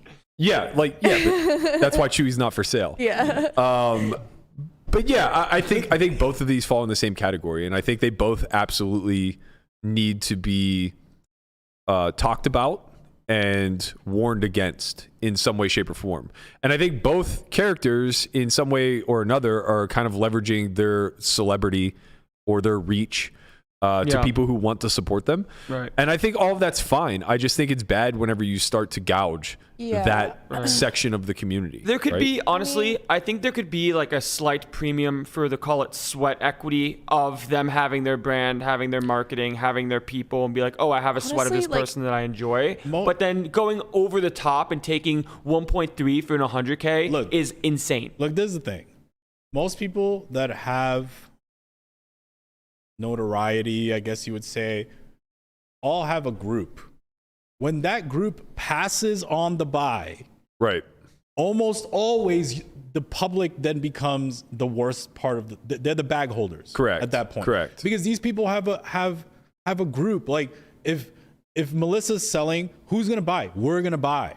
If Berkey's selling, I'm gonna buy. Whatever. Landon's selling, I'm gonna buy. Like if I'm selling, you guys are gonna buy. Like it's like once it hits the public, you should be like, well, how close of an edge is it? Because most of the time, you're not getting the better deal. Because their group would have snatched it. That's a good point. Yeah. Especially when you have a group that has like enough network and dollars and overall capital to be like, okay, try to sell for as much as you can, be it 1.3, be it whatever. And then if you can't, we'll take the rest at 1.1. We'll take the rest at 1.05, right? So you're leveraging your people, you're leveraging the community. And that's why like it's a little bit not frightening, so to speak. And that's why most of the time when people with audiences sell for a sweat, they sell at effectively no markup. Like when Daniel does his WSOP sweats, he sells at no markup. He gives a sweat. The only people who do the no markup thing. Goodbye, D-Negs at face. Yeah, obviously that's a good buy. It's a fucking steal. I want to buy some. But the only people who do that are people with celebrity and cash. Like Daniel doesn't need the markup. It's meaningless to him. Him getting paid 30% premium to give away a sweat to the fans doesn't mean anything to him. And it feels better to just gift it. Yeah. And I can relate to that. It's like I sell to friends often for no markup. So are you going to sell at face this year? I'm not selling anything, but like people will end up getting swaps or sweats where it's like I'm probably taking the worst of it, and that's fine. Right. The bigger point that I'm trying to make is that Chin's what Chin is saying is absolutely true. Phil plays a lot of these big buying events. He doesn't sell any of them publicly or openly, right? So that means somebody looked at this package and said, no fucking way. Like, I'm not even interested at a lower price. So go to the public. And he puts it out publicly and gouges. Yeah. And it's probably not going to sell out. And he's probably going to have to lower the markup if he actually wants to get put in. But maybe they said, we'll buy you at face, but test the market to begin with. Like, we do that with Landon a lot, where it's like, yeah, we'll take the homie discount, but you can get way more on the open market. So maybe you should just put it out there, right? Because like we as your friends don't want to prevent you from getting your true value. Yeah. Right? Yeah, it's always an in-between, because in spots like that, when I've come to selling for stuff, this, that, and whatever, there's always a deep part of me that like appreciates what my collective and my inner circle has done for me, that I would definitely rather take, call it the worst of it, and give to the homies at face. Which is more of like you're setting a conservative price for your friends. Yeah, that's fine. Rather than an aggressive price like for sometimes the I'll be like, okay, the true value might be around here, but because you're my friends, I'll make it lower, and then everybody's for your friends. It's a win-win for both in the day. Like, and that's what investing should be, right? But when you have something at 1.3 for 25K, 100K, it's just like, come on, man, like. You're down bad with this one. Like, you're just gonna have to change it. Like, change it for the people, please. Yeah, I think that I think another aspect of this to touch on is obviously all of this started. We have a main focus on Hellmuth here because it's obviously just a laughable package. But all of this conversation started when Bunny posted the ladies event at 1.8. Yeah. Which I think I want to say two things about this. First and foremost, I think it was an overreaction to her. Charging that markup. So there were two conversations taking place. Number one, she's not beating any field for 1.8. And then the second conversation was, this is a spit in the face to women everywhere because she believes that she's winning in a ladies only event at this high of a clip. And I want to address those two things separately. So first and foremost, we've already talked about main event action. There being people out there who qualify for like a 2.0 type of markup. And the ladies event is a very special event, right? It is similar to the main event in the sense that it's a low enough buy-in and it's specified to a specific group that it brings in a collection of skill sets, all the way from budding amateur that maybe has never played a tournament before, up into high level professional that is happy to represent the lady side of things and takes a lot of pride in this particular event, right? So there's this wide spectrum of skill, and that in and of itself is going to make the field softer, not because of gender, but just simply because of how open the field is and how vast that skill set differential is, right? There's a big difference between a Kristen Bicknell and a woman who's brand new to poker that wants to play a safe environment for the first time, right? Right. Yeah. That just adds EV to Bicknell's bottom line. It just does, right? So figuring out where Bunny falls on that spectrum matters in accordance to charging markup. Do I think 1.8 is aggressive? Absolutely. Right? Like at the end of the day, it's a 1K with an okay structure. And yes, the field is big, but we're not talking about a 10,000 runner field. We're talking about like 800 to 1,000 people. That structure is our levels, I think. Yeah, It's it's structure, good. too. It's good Awesome. structure. Right. And it's the same thing as the seniors event. But like there aren't any seniors I would want at 1.8 either. And it's not because seniors aren't good at poker. There are definitely some guys in their 50s that qualify. I that are actually killing it. I want Howard Nash at 1.8. I should be on the I should keep my eyes peeled for that to get some action in the seniors event. I mean, anybody who's worth 1.8 is 100% I'm not going to pay not 1.8 selling. for them, but Like, I think, is there an argument for the markup in certain events in the idea of, especially for the ladies event, like, there's less overall, like, women in poker statistically, right? So if you're known in the poker community as a female for being a poker player, you're going to be a good poker player in relation to, like, most people would be known if they're known in the community, right? Does this make sense? I don't understand what your point is. Basically, where are he's you saying getting at? What I'm saying is, if like, you're a woman that's known, you're probably going to be winning in the field. correct. Yeah, but nobody's debating winning. We're talking about an 80% 1.8. ROI here. Yeah, it just depends on like the overall people that play the event that have or haven't played poker before. What Because if it was a markup are you normal charging? event, like that's why the main has such high ROIs. What Right. markup are you charging for the seniors event this year? Fuck off. I agree with the chat though. I would take El Seidel at 1.8 in the seniors event. But you shouldn't. He's gonna win, dude. First of all, Seidel would never sell. But like, secondly, it's like that's probably the break-even point. You know, this isn't the main event. You're not starting with 500 big blinds and this egregious field. Like 1.8 is fucking aggressive. Very we pay that aggressive. much for the main because the average stack in the main for 7 days is 60 plus big blinds. And it's also we're gambling a little bit that like if you win, we're just fucking Yeah, rich. first place is yeah. tiny in the seniors. Like event. people, Yeah, like people don't buy the ROIs for the min cash. They buy the they Right. buy the markup for the okay, the home first is run. 800 buy-ins if you win the main. Yeah, the home run is huge. Right. Yeah, of course. But so that kind of that is where she's deriving her markup from. And yeah, I think it's too aggressive. And yeah, I think it's a little bit self-inflated and maybe not being very realistic. And I don't know the motives behind it because it's like she does have a backer. So obviously something's going on where she's being encouraged to sell as opposed to just give it to the backing crew.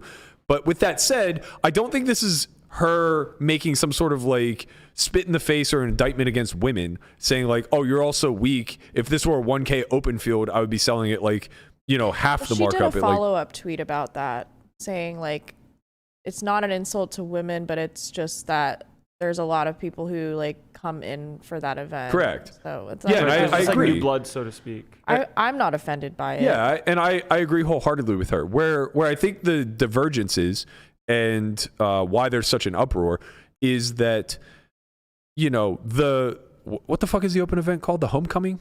Housewarming. The housewarming? Housewarming. Okay, this It's is a not high school, $500 man. event that's going to have 30,000 people in it. I don't think I would buy any single reg, quote unquote, tournament grinder at 1.8. Shit rag?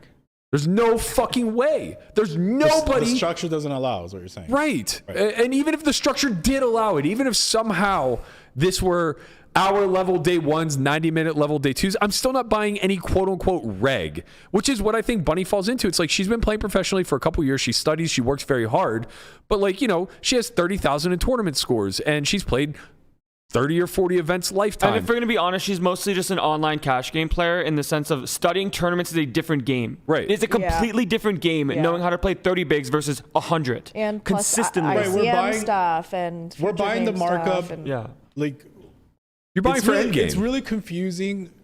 And every time there's like a good cash game player entering a tournament and selling at markup, because it's like, well, how much do you know end game and things like that? Right. You're just kind of hoping that their poker knowledge will allow them and to they'll be fine as long as the it's deep the situations. whole time. If they're deep the whole time, if they have chips the whole time, they're Right. okay. Correct. But the Yeah, effective which is why stacks like are still cash going to game get players small. do well usually in the main event, you know, because they're deep often. But once we get into this like 35 big blind, the like 20 big big blind. blind, it's like we're really hoping these guys understand, you know, Right. and Especially like in certain situations where like you think playing a push fold is the right idea in a certain spot for X bigs with ICM and other things of that nature, you're actually losing infinite by doing something like that. And you can just say, oh, the chart told me to do it, but the chart changes depending on where you are in the tournament. And if you don't know these things by studying tournaments religiously and playing a lot of them and playing a lot of volume, you're not going to know these things off the top of your head because it's too hard. And it's not something you can intuit either just by playing cash You're just games. effectively saying, okay, I know you're smart, and in a final table, you're going to be doing better and not making as big of mistakes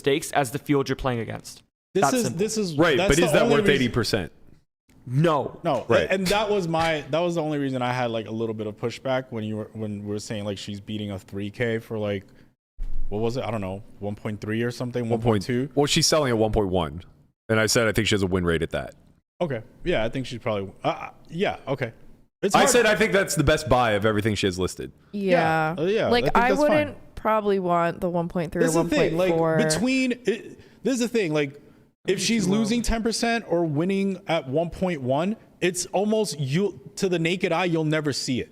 Sure. Like I think that's like super close margin, like losing 10% or winning 10%. Yeah, like, that's why it's the most attractive because Yeah. you're not risking that much. Right. You're a lot closer to face. Correct. So it's just like if you're off, you're only off by a small tax. Yeah. Where if you're off on the 1.4 and she's actually winning it like, 20% ROI, you're getting crushed. Yeah. Yeah. So the last thing I want to address that I think like came out of all of this was and again it kind of piggybacks off this idea that she was somehow being insulting to women.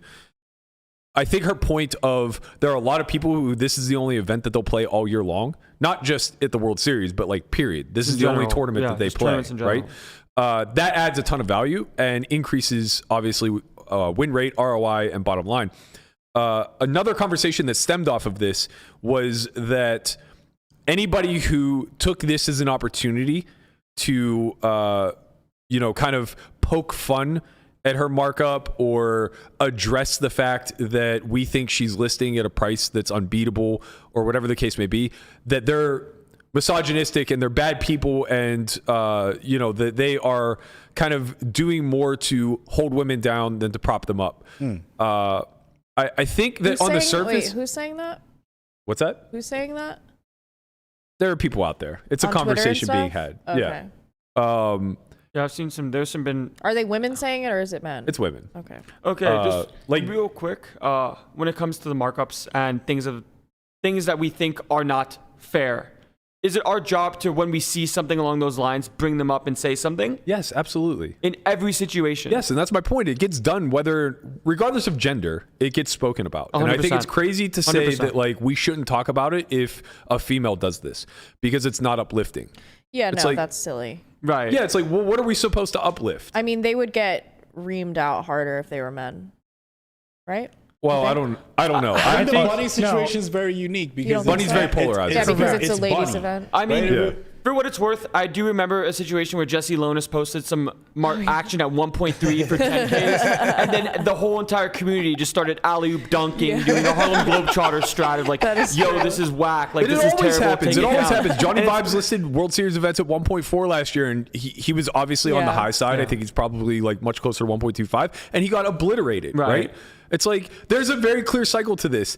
Somebody lists markup that is absolutely unbeatable. Sean Deeb calls it out. Doug Polk makes a video about it, and the entire industry for a day or so is in an uproar over it. Right. And I don't think anyone's immune to that, gender aside. But of course not. If someone posts a bad price publicly looking for action, people are going to have an opinion. And if it's a deemed fair, you will be shown by the market and people that are sharp in the market, like Sean Deeb would be considered a sharp person in the market, to say that this is fair, this is not fair. And if they have to go out of their way to actively say something about how ridiculous it is, it probably is ridiculous. That's just the truth. So I think what ends up happening is that in a lot of ways, because of this aspect of posting what we deem to be unfair markup, she gets dunked on a lot. And it's easy to just say, like, okay, that's justified. Like, you're getting dunked on because you did something that's irrational. Right. You picked a bad price. Like, you get dunked on. Not because you're a girl. Not because you're this, that, or the other. You right. But I think the counterpoint to that is that this just becomes an opportunity then for trolls to dunk on somebody. Right. People just looking to dunk on someone. They make it a sport almost. Yeah. It's like they see someone that says something, like Sean says something, and then people that have like burner accounts, alt accounts, are like, oh yeah, of course Sean's right. Like, this is fucking insane. This is atrocious. And they use it. I don't think that stuff's bad. It's more so just the people who come in and like start to attack her character based off the fact that like ad hominems, that it's not about the markup. It's about because you're a terrible person or you're this, that, or whatever. And like, there was like Garrett made a kind of meme post saying that he was selling his portfolio or whatever at 1.8. What? Okay, so I don't know how this. What is that? What's going on? Is that like an investing tournament? I think so. Okay. It's not an actual tournament, I don't think. Oh, it's not. It's just like it's like a fund. Yeah. He's saying he's basically charging like 80% markup to an investing fund. Obviously, it's a meme. Right, of course he's memeing, but like it's kind of a smarter stock person meme. Like it's not a Zoomer meme, it's a Boomer meme. Yo, he's giving her no more passes, bro. Yeah, I know. I know. There's no more passes. He was like, I tried being nice, and so that's the part that I don't understand so. is like everybody's. Or not everybody, but like the pitchforks are out, kind of like canceling him a little bit, saying like you're punching down. Who's canceling him? There was a lot in the. You be following too many. Like, oh, you're too good for this. Too many like you're. granolas. I didn't expect this from you, et cetera, et cetera. Like, yeah, so it's just like okay, and that's. I get that. I understand holding Garrett to a higher standard, but what I don't understand is how the expectation is to uplift a character who tears other people down and then isn't fair game for the reciprocation. You don't get to be insulting to others, and even if first off in its own right, but then once you do it and then people start coming after you for the things that you do to others, being then treated like you're off limits. Yeah. Not how it works. You got to be fair game. Yeah. I mean, you kind of can't like dole it out and expect everyone to like tiptoe around you. You can't start roasting everyone, and then when you get roasted, be like, you can't do that. That's like I roast everyone, but I also get roasted a lot. It's so fucking frustrating too. There's so many people that there will be like Twitter fights or whatever in the poker community. Someone obviously does something egregious. The other person fights back, and only then people come out and be like, hey, why don't you guys be grown-ups about it? It's like, why didn't you actually say something to the guy when it first started? Yeah. But no, it comes at the end of, oh, you guys should grow up. You guys are, both of you are being immature now. Oh, wait, what? No, this is too vague. It's a lot of your fights. My friends? Your fights. Oh, my fights? Your fights. Yeah, where people will come at you. Yeah. And then you'll give it back. And then there's, I'm not going to name names. There are people that are community figures that are just like, hey guys, why don't you be real men about this? Or, to that. Okay. Like, yeah. Fucking shut the fuck up. I mean, there's always going to be people saying stupid shit. I think it's just let them. I don't know. Who cares? That like they're wrong. Yeah. I mean, I'll never take that stance. I think that I just think that there's a lot to learn from having open discourse. And I think we're that, very different. Like you will get in there in the trenches, and I'm just like, he's part I don't try and reason with unreasonable. You know what I feel about this whole markup stuff, and because for most of the time, when the collective public are trying to view and look at markups, they're trying to make a rating and ranking system out of the people in the poker community. Like for the main, like how much would this guy sell for the main? How much would this guy sell? When they're obviously never selling, but people want to use that as a platform to judge who's better than somebody else. kind of like a power ranking. I think that there's always going to be like an inherent desire to want to know like concretely who's better than who, and that we come back to this often. You just don't know. Poker's not that game, right? You're not ever going to know the definitive ranking of who's best. I think and that's a who very isn't. poor way of looking at it, though, because we do have a lot of data and we understand like where the milestones are. So yeah, we're never going to be able to rank people 1 through 100 and figure out like where they fall within their win rate. But we know what attainable win rates are. Yeah. We know what average win rates are, and we know what like average loss rates are. Right. I just mean from a sense but of there would be no debate unless like if there was a definitive ranking system, Correct. like an ELO rating or something. Yeah. Well, like here's what I'm getting at in this quick regard of like, what would you consider Ali to be worth in the main versus an Adamo versus another high roller, right? People are trying to power rank the high rollers. Right, as but what I'm saying they're is worth. what I'm saying is that's a very poor way of looking at it, because the way you should frame it is, what do you think the max win rate is in the main event? And then just understand that they fall under that cloud. Right. They're like, Right. it's like a tier list, sort of. Yeah. Like the like S tier regs, A tier regs, Okay, B yeah. tier. Like you're bucketing That's what I'm them saying. into- Correct. Like, but I don't even nobody know. ever thinks about what the max But that's the whole ROI point with is. the I don't even Hellmuth know, package. But the thing is, Nobody's winning at that clip. No one. It's impossible. Okay, so the thing is, the main event is such an anomaly. We'll never know what is the max win rate here. No, but you could speculate within reason. Like, it's not 6-0. Nobody's going to have a lifetime 600% ROI. Sorry, lifetime's a poor phrasing. Right. Nobody's going to have a 6,000% ROI running the main event over infinite iterations. A million or whatever.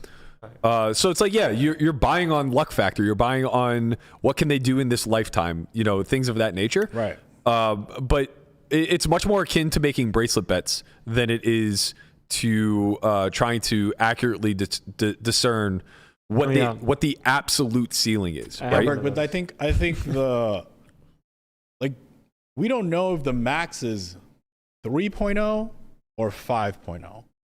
Like, we don't really know. You know what I mean? Like, there is a big but we margin know of who error. fits into the max. Yes, and we do. nobody We who's do. earning the max is selling. Correct. So then it's never 5.0. So here's a anybody who question. lists at 5.0 is a bad actor. Here's a question for you, Christian. Correct. Yes. What do you it's think, that easy. What do you think the highest thresholds of ROI is in the main event? 100%. That's what we're saying. We don't I know, think it's, but I it think doesn't it's matter. between 3 and 5.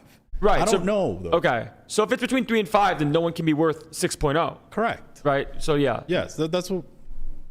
But I got it. That's what you're talking about. I don't think get you it. were listening at all. You did not listen to the exchange. They just had the same sort of conversation. they but literally what just I was getting at is people like the aggregate and the populace that say these stuff on social media don't think about what the possible ROI is. But They that's just come up what with a I'm saying random is fucking that. number. But that's what I'm Like, saying no is one that thinks, oh, my ROI is 250%. No one thinks about 300%. we How know, many Landon. people are winning Landon, we know. 300? We know. We've That's literally my been talking point about here. this for 15 minutes. We know. Okay.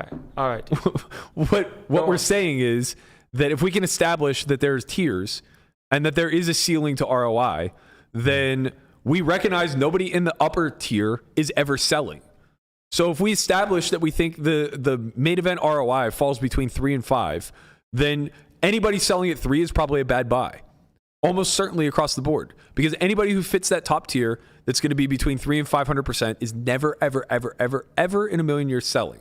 Because you have to be so fucking good Yeah. that you are going to always have, Your network will scoop it immediately. but you also Yeah. would just never sell because Yeah, you you'll have never sell. it's too cheap of an event for the amount of net worth that you have. Yeah, you're either your backer's going to take it all, or you'll have the money Right, to buy and it all. that's exactly why Brewer's experiment is good when you extrapolate out to big numbers, because nobody's ever going to fit that mark. But if you just reduce it now to a select cherry-picked few and say, you can take from the upper tier, and I'm betting against them having 200% ROI, it's like, okay, well, I don't like his side anymore. Right? Because I think that maybe I'm not sharp enough to pick out the 10 people with a 300% ROI or not.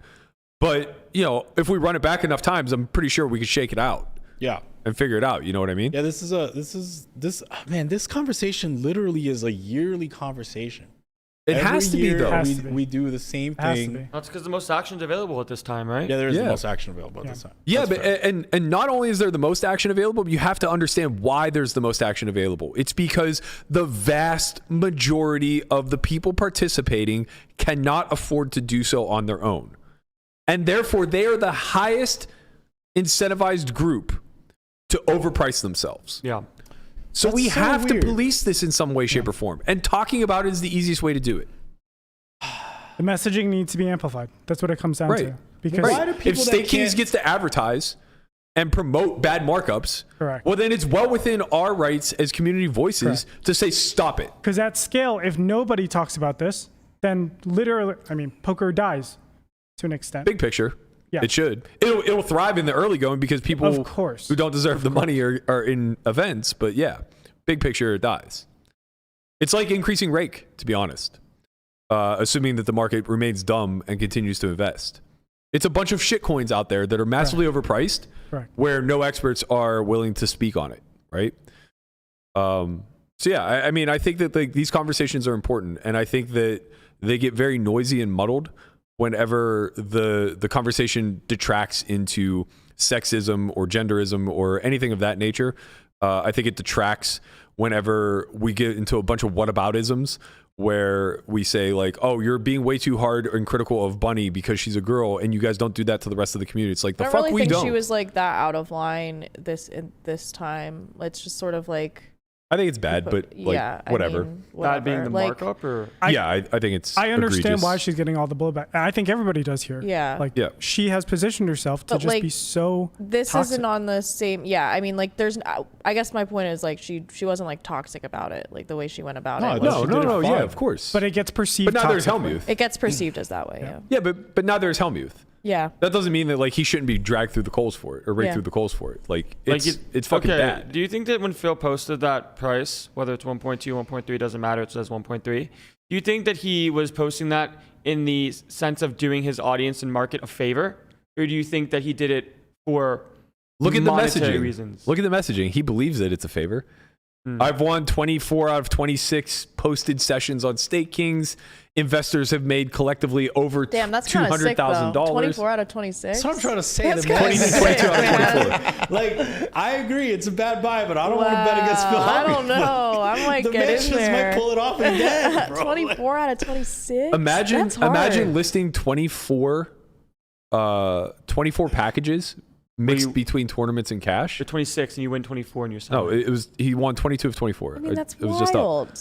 Okay, but listen. Imagine listing 24 different packages where you're playing high stakes cash Yeah. and tournaments, Yeah. and your investors only made $200,000. They have So you're saying like he he scooping it on the won, but it markup, was yeah. like very tiny right, amount. and It's like not that big of a number. and at all. I'm not positive. I'm not positive that he netted it correctly. I'm not positive that it's 200,000 compared to what they paid, as opposed to 200,000 based on their percentage. Yeah, like whether it's profit or it's Correct. Yeah. So when we start to factor in markup, they might only be up somewhere in the neighborhood of like 150 or 140 or something like that. Their ROI is negligible, Yeah. right? It's probably somewhere in the single digits. Yeah. With him having a 90+% win rate, Yeah. you're obviously raping the market at that point. Yeah. It's abundantly clear. Like, he thinks that he's posting these numbers as a carrot on the string and something that's so obviously proud and boisterous for his own personality. But like, if we really dig through the data, it's like, okay, you're offering a 2% ROI. The fuck out of here. This is never a good buy. Like, Yeah. variance alone dictates that 2% will go one way or the other. Well, there has to be at least a little bit of percentage there, like factored into the Hellmuth sweat. Like people just For fans sure, love the for sweat. sure, Yeah, for sure. So it celebrity can't sweat. only purely be on ROI. Like Same it has thing to with be. like when, Johnny Vibes posted that 1.4 or whatever. He openly like kind of said like, you guys are in it for the sweat too. And like his supporters were buying in.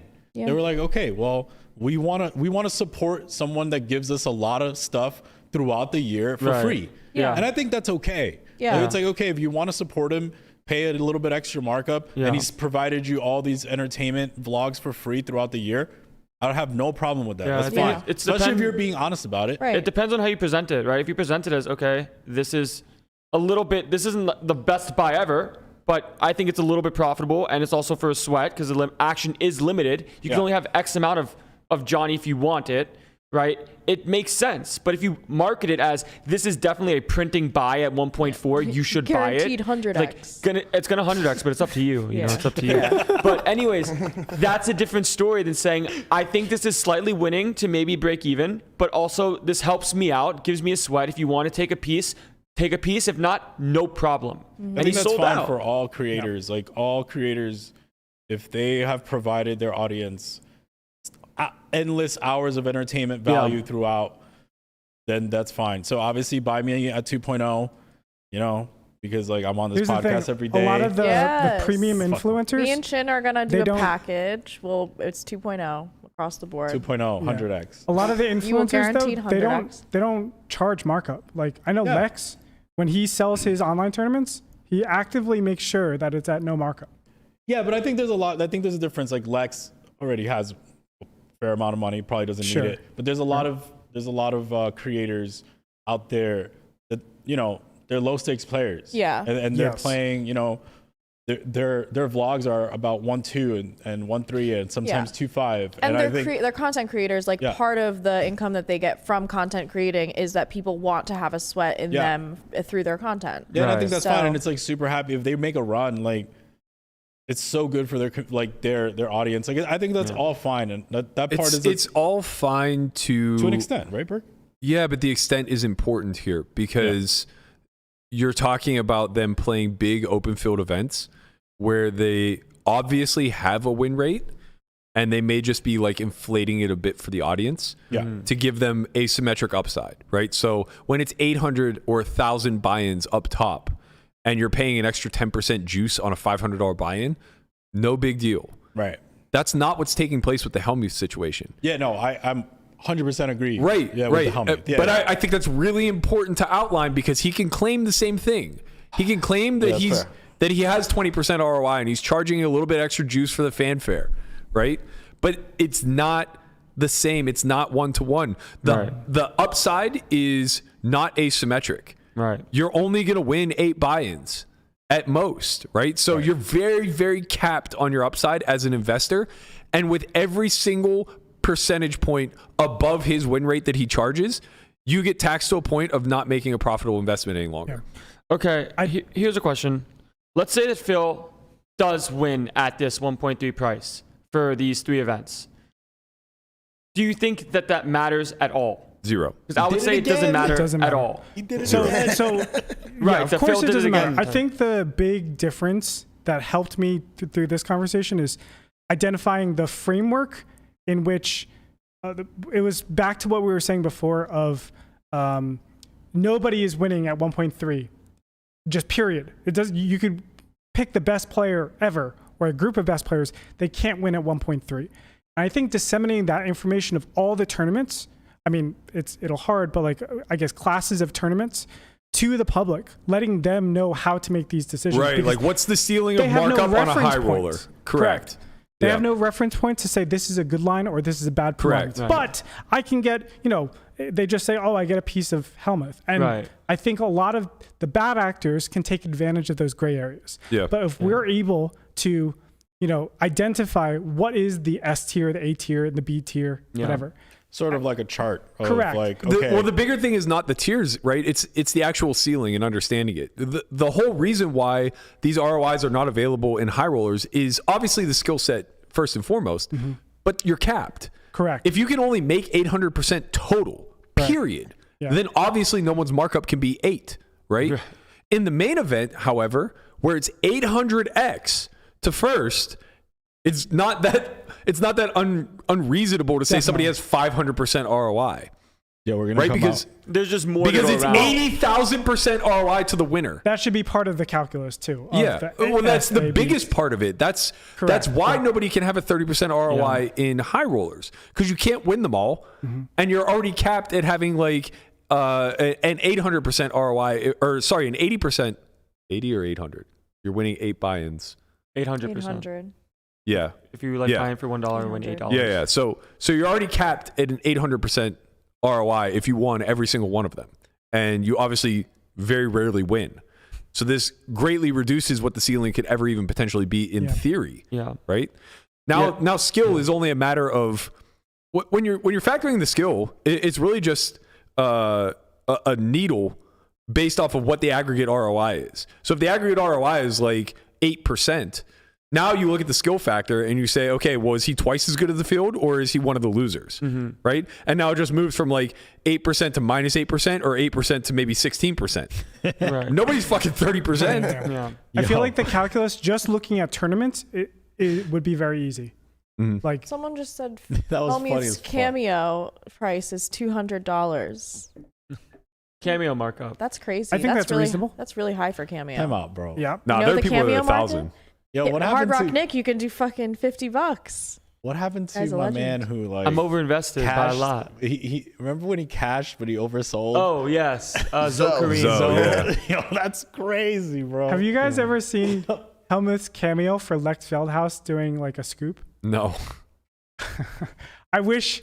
Okay, Can Scotty. you look that up, Guapo? Scotty is 25. Yo, we need I a don't wanna- cameo I don't for want to. Scotty. I don't want to Scotty ruin would this be- too much. We should do it for We should do a but- Scotty's yeah. cameo for sure. Scotty 25 cameo for bucks. 25 $25 bucks. That's a steal. Only Friends, baby. Only Yes. Friends, baby. God, I fucking hate these guys. They're the worst. You watch OnlyFans, it's gonna be all over, baby. Hellmuth.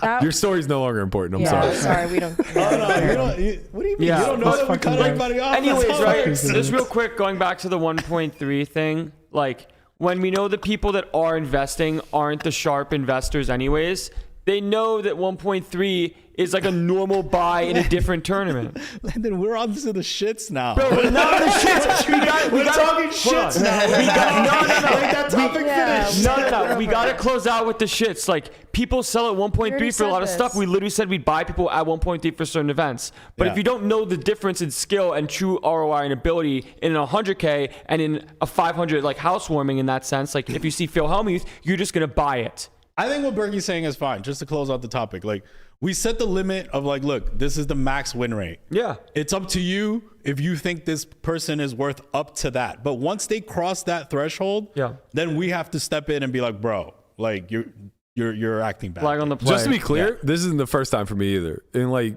it was either 2017 or 2018, Hellmuth listed the 5K Turbo at like 1.6. Bro, come on. And I eviscerated him. did. Eviscerated him. And then he finished. And like we third. registered together for the first event. We show up together at the Rio, happened to be in line at the Diamond line together. He's literally walking we walk to the cages together and he catches me out of the corner of his eye. He's like, Berkey, why do you gotta be so mean to me, man? Like, I don't understand. Like, I thought we were cool. Yeah, I'm like, Phil, like, this isn't anything personal. Like, you're stealing. Like, this is just egregious. Nobody's winning at 1.6 in a fucking turbo. Yeah. He's like, have you seen my track record? 16 bracelets, baby, yada, yada, yada. I'm like, Phil, please, like, It's like, Phil, you're doing this to just me? please bear with me and try to understand math and logic and reason for 5 seconds. Like, I had to unfollow you on Twitter, man. I want to follow you on social. I do. But, like, if you're going to be rude like this, I can't follow you. So I go, Phil, I don't give a fuck. And then he won the event. He won the fucking event. This is why you can't bet against Phil. Wow, bro. dude, He's- you were the fire. He just You won fueled the fucking event. And do I think he's worth 1.6 after winning the event? Absolutely not. I would take the course same not. stance now. But I think you should take course 5% just as a hedge. Nothing's better than a fucking Berkey anti-sweat, I think. Bro. That's true. I No, think I nothing's really better. need him to anti-sweat me. Again. Yeah. It happened to me We in the were 5K shouting last at year. each other. We were shouting at each other in this, like, That's wild. not nose to nose because he's 6 inches taller than me. But like, Bro, he won? We're a couple feet apart, shouting at each other. People were recording it, and he just wins the fucking event. That's so If nice. anyone Ships has it. that, also, if anybody listening has that video, please send it in. We'll use it as the cameo. Please send it The in. Phil Hellmuth cameo of Only Friends. Yeah. I want to follow you. I want to follow you. You're just All so right, mean. We're back on the cameo. I'm gonna bring it up. Fuck you guys. Don't say a word. So, Poker Stars did a cameo for Lex for a scoop, and Phil came on there. He knew it was for Lex Veldhouse. Acted like, oh, do we have sound on it? Yeah. Oh, it's egregious. It's okay. Well, Well, we can't hear it, but the audience can hear it. Yeah, yeah. For the audience here? Okay, can you help us, Andre?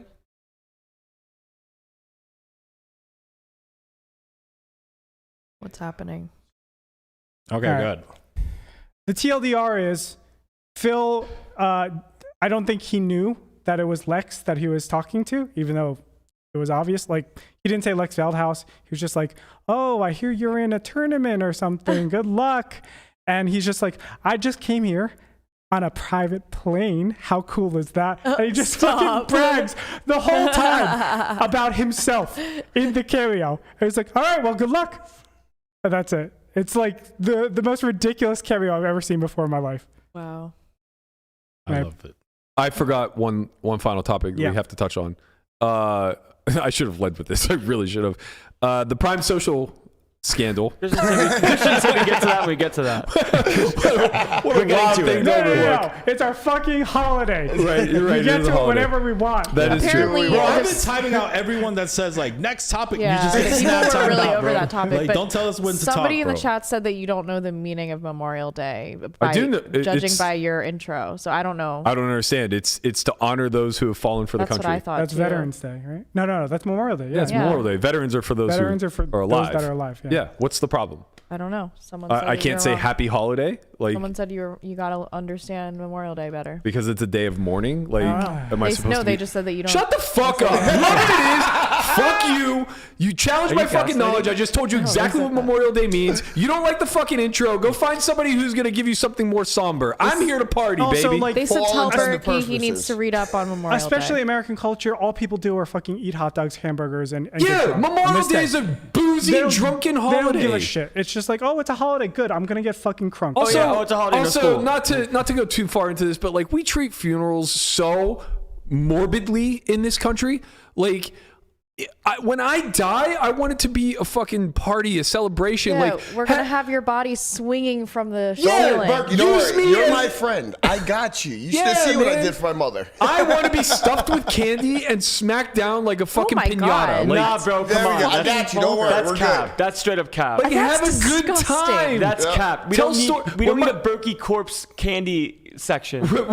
when my grandma passed, the room was like very divided, right? Because it was her living relatives, so like her sister, her cousins, her nieces, etc. And they're all in their 50s and older. She was 82 when she passed.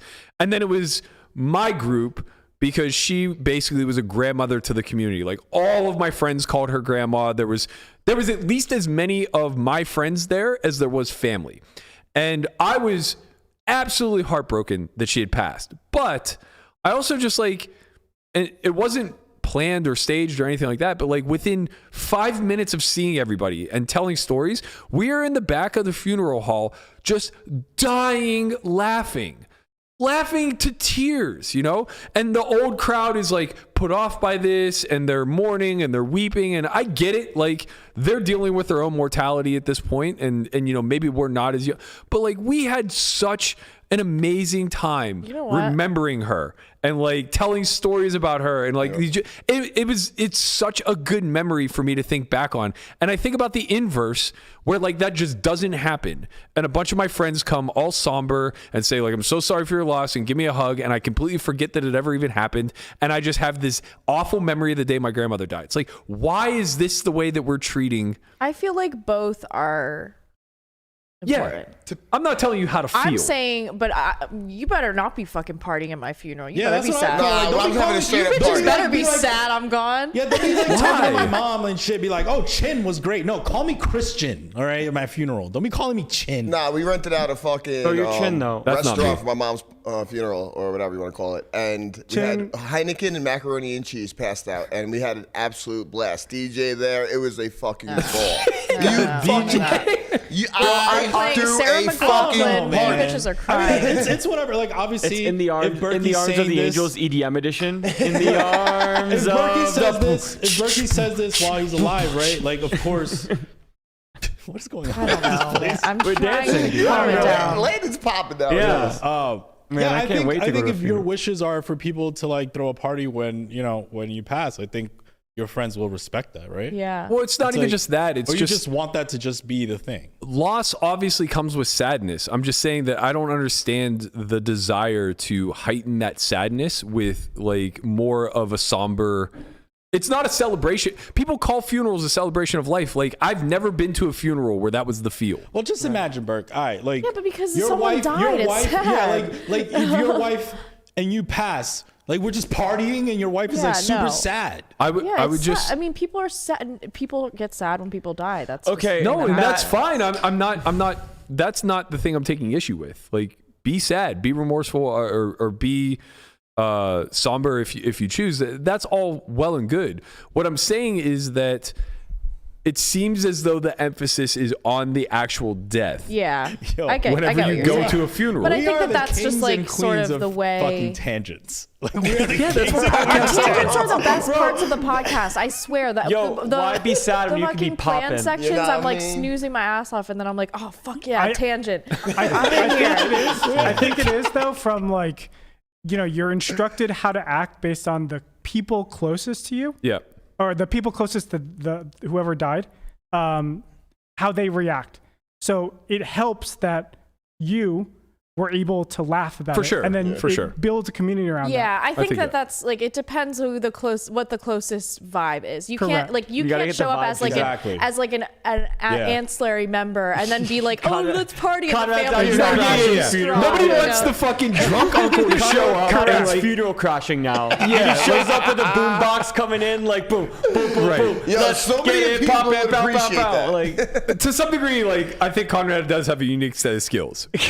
But the bigger thing is, I think that this is like very uniquely American, right? Like, if you watch other cultures, the way that they memorialize people is very, very, very different. Well, yeah, like some chill around the body for a while, like some. Yeah, but it's not about the actual acts Listen. taking place. I think in most, it's more honor culture and like more of a celebration of life. see, yeah. And for us, it's very much like a constant reminder that we're mortal and that Yeah. we've lost something close to everyone us. wears all black. Everyone's always all sad. But Matt, if you want it, when you have your funeral, if you want to have a guidelined party, and I want the fucking No, I guys. got you. Don't worry. Don't No, you worry I want about it. those dudes who do the fucking coffin dance. so we get we can do that. We could do that.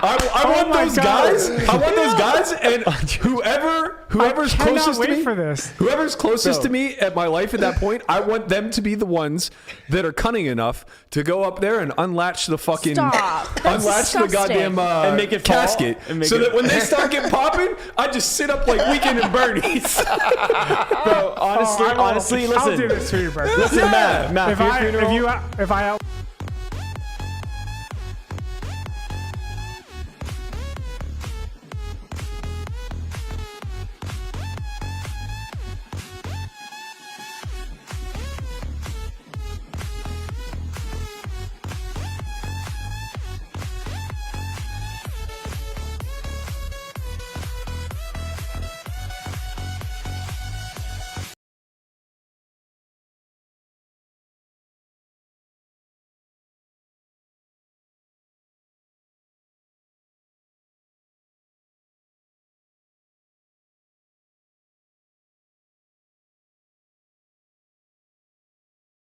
your birthday, you're gonna die. And it's my G, like you're birthday. gonna It's like die. you fucking got a year older. Congratulations. Yeah, like, you're about I don't to care. die. You No, don't see, care. here's the thing. Our audio's I Yeah.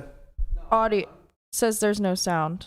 Everyone's muted. Hello? I'm back. Okay, we're good. Hello. Sound We're Okay, back. back. so here's what I'm thinking. I don't want everyone partying because I'm gonna have FOMO. I'm dead. I can't like hang out. they're having fun But at you. then No, like, Come so on. You believe in the stars. You know you're going to be there in spirit. no, but I'm not physically there, and like I want to be physically there for like the We're best gonna- party about me. Like that's like bullshit. You guys better be fucking We're crying. gonna all be sad, shitting on the floor. You better be crying. You better be. Crying and Yeah. shitting Dude, and I would carpet. be like, We'll take Empty out turns. those Yeah. fucking yeah, rats like from look the at all fridge. this pain from me being gone. Yeah, That's it's amazing. the classic I wanna dump see that. carpet. We'll get a carpet, and then everyone can just do like she did Yeah. when she came into the house, Matt. Right? Well, we need like a faucet table too, so people can sit up there and talk to the people shitting. Yeah. Right. hold You have, their to, hand. you have to talk to me while this happens. All right. I'm going to wrap on this. We'll elaborate more on it tomorrow. King of tangents. But basically, We got to change the title. spoke with some sources, and there aren't a ton of details emerging, so not much has changed since we last spoke. But effectively, there's a lot more coming out about the Deckmate 2s, and I encourage anybody out there who's interested in this story to do their own research and search what the capabilities of a Deckmate 2 are. effectively, these machines were actually built to rig the deck, so to speak. The purpose behind it, whenever Deckmate created them, was to have full autonomy by the casino or the hosting event in order to create, I believe it was originally for like bridge tournaments. I don't know anything about bridge. I don't know how the game is played, but effectively they wanted to be able to give the same distribution to everybody. Wow. Not for the purposes of cheating, No, for the purposes of fairness, actually, right? And honestly, like that makes it a really fascinating tool from the standpoint of like content creation. Like we could do a lot with something like that. Yeah. We could do a poker really out loud cool. where like every position gets the same distribution of hands, and like it'd be so fucking dope. Dope. But Super cool. Isn't that the other isn't side. that kind of like what Waxman's thing was? yeah, like Waxman would be Poker very rhythm. well served by having a Deckmate 2 Poker for rhythm. poker rhythm. Yeah. However, if you're a part of the underbelly and the dark side, this is an amazing cheating tool. Deckmate Dark Side. And there were only 3 tables in all of Prime Social that had Deckmates. They kind of like got thrust in upon the announcement of them having a big tournament event. And there were some characters who are believed to be behind all of this that just became regulars and started winning at a clip that was, pretty much unmatchable by any relative human. There were stories of them winning like 10K in 1-2 games. Obviously, they plucked the big game for a pile. There was a small window of time where the Deckmate 2 went down and the game just ceased to exist. There was another day where the Deckmate 2 broke and the game only ran for 10 minutes. What? So there's a lot of like circumstantial evidence that points to this for sure having been a cheated game. And we're interested in it obviously because like Landon was in the game and clearly got fucked. They got me. Yeah, I tried to play PLO one time. I played one You learned your time. lesson. One time I played PLO and I get So gullible. I could have told you were getting cheated. yeah. Yeah, it happens. It's like, okay. guys, Lesson learned. guys, there's an amazing game. You know anybody in there? It's me. It's me and Wells and 3 world-class players. Me, and then people That that, are like that honestly does 3.0 not sound like a markup, cheated and game. then all whales. Wait, how'd you and like some of the best players in the world get in? I don't know, man. They just invited us. Yeah, they just like, no, for what it's worth, it did not start as a PLO game when I was there. It started as a no they limit still game. Yeah, did. you were getting Yes. cheated in the no limit game Yeah. too. No, man, it's the old. Oh my The guy with the old The old joke. oop The old, the Yes, old we got hit with discount, the old discount double Yes. check. Yes, the oldest trick in the book from a card room. Of Yeah. course, Bait and they switch. bring in the top tier no limit players, and they're like, and then all the Who's fish they? want to play. I gotta tell you, I didn't think he was being cheated, but when he texted us and said like, "Yo, this game's going, like, you guys have a piece or whatever," and I'm like, "Who's in it?" And he's like, "Me, Clicker, and some Gigawells." I'm just like, "This don't sound right." I don't know what's happening, all but of a like, why sudden- are you and Clicker in this all game? of a sudden, bro, it's the Well, oldest. Well, there's trick. no Nobody knows list. Nobody knows what Clicker looks It's like. the oldest trick in the book. Nah, they bro. knew it was him. No, they didn't they know. invite the no limit guys, It and was then Henry. and then the fish want to play PLO, and then you're like, well, I guess I'm still beating them at PLO, right? Because This is they what don't happens every even time I play go to cards. JRB's place. Yeah, they don't even Man, play cards, and he's- now all of a sudden they brought in the shady Deckmate. Now they're playing PLO. And Landon gets clocked upside the head. Listen, man. He says this in like his little joking manner of like wow, they got all this stuff going on. But that's exactly what I was thinking. Which is right, dude. Sometimes you just gotta take the I L. You promise still have a you. little PTSD? No, I'm over it. Like, I it's- promise you, we've all been there. You're lucky to learn this at 23. Some of us wait I until we mean, were it 33. did feel a little bit sus, but like, yeah. What are you gonna do if you think you're in a protected There environment? were so many weird things. Tough Like, scene. wait, so we're just gonna wait for the conversation tomorrow? Yeah, I Probably better. think we can elaborate on it a little bit more. No I want more to talk. tangents. I tomorrow. kind of want to talk off air and make sure that like we're protecting of everybody that is willing to come forward with information, especially because like it's very unlikely anything comes of this. No. Again, all we can do is just like warn people: don't play at Prime Social. Don't play with a Deckmate 2 in a non-casino environment. If you ever Yeah. feel unsafe, like demand the dealer to cut the deck multiple times. Like these are just steps that we can take, and I do think it's important for us to like get that messaging out Yeah, there. it's not like anyone's Yeah. really expecting anything back, like a Yeah, I monetary. agree. Yeah. We should get our. No one's getting their money back. We should get the. Our ducks in a row, if you will. Yeah. What the fuck? Landon, you should send him an invoice. I'm not sending anybody an invoice. Just ship Prime Social an invoice. No, I'm okay. Do you think You got that me. Do you think any of these shootings have to do with any of this stuff? Who knows? That shit is crazy. I feel like this is a knows? conversation for tomorrow. I mean, that's Oh, not that's happening like- at Prime anyway. But I know, but Yeah, I don't it's know. just- This is a small world It's out down there. the block. it is down the block. It's not small very far world, away. bro. No, it's It is for sure down it's the a small block. world after all. All right. This is our longest one yet. Gave you guys the holiday tea. We really really went after it. I like that we kept the best story for tomorrow. It was supposed to be the lead. That's fucked up. I buried the lead, man. I forgot. Sometimes Yeah, you're getting good at this podcasting. Make them come back tomorrow.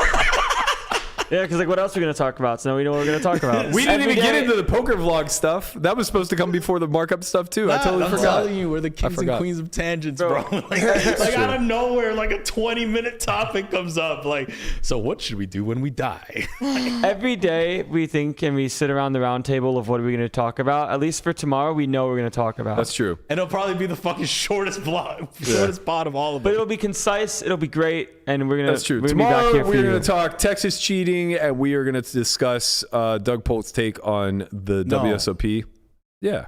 No. No, we're going to talk about it.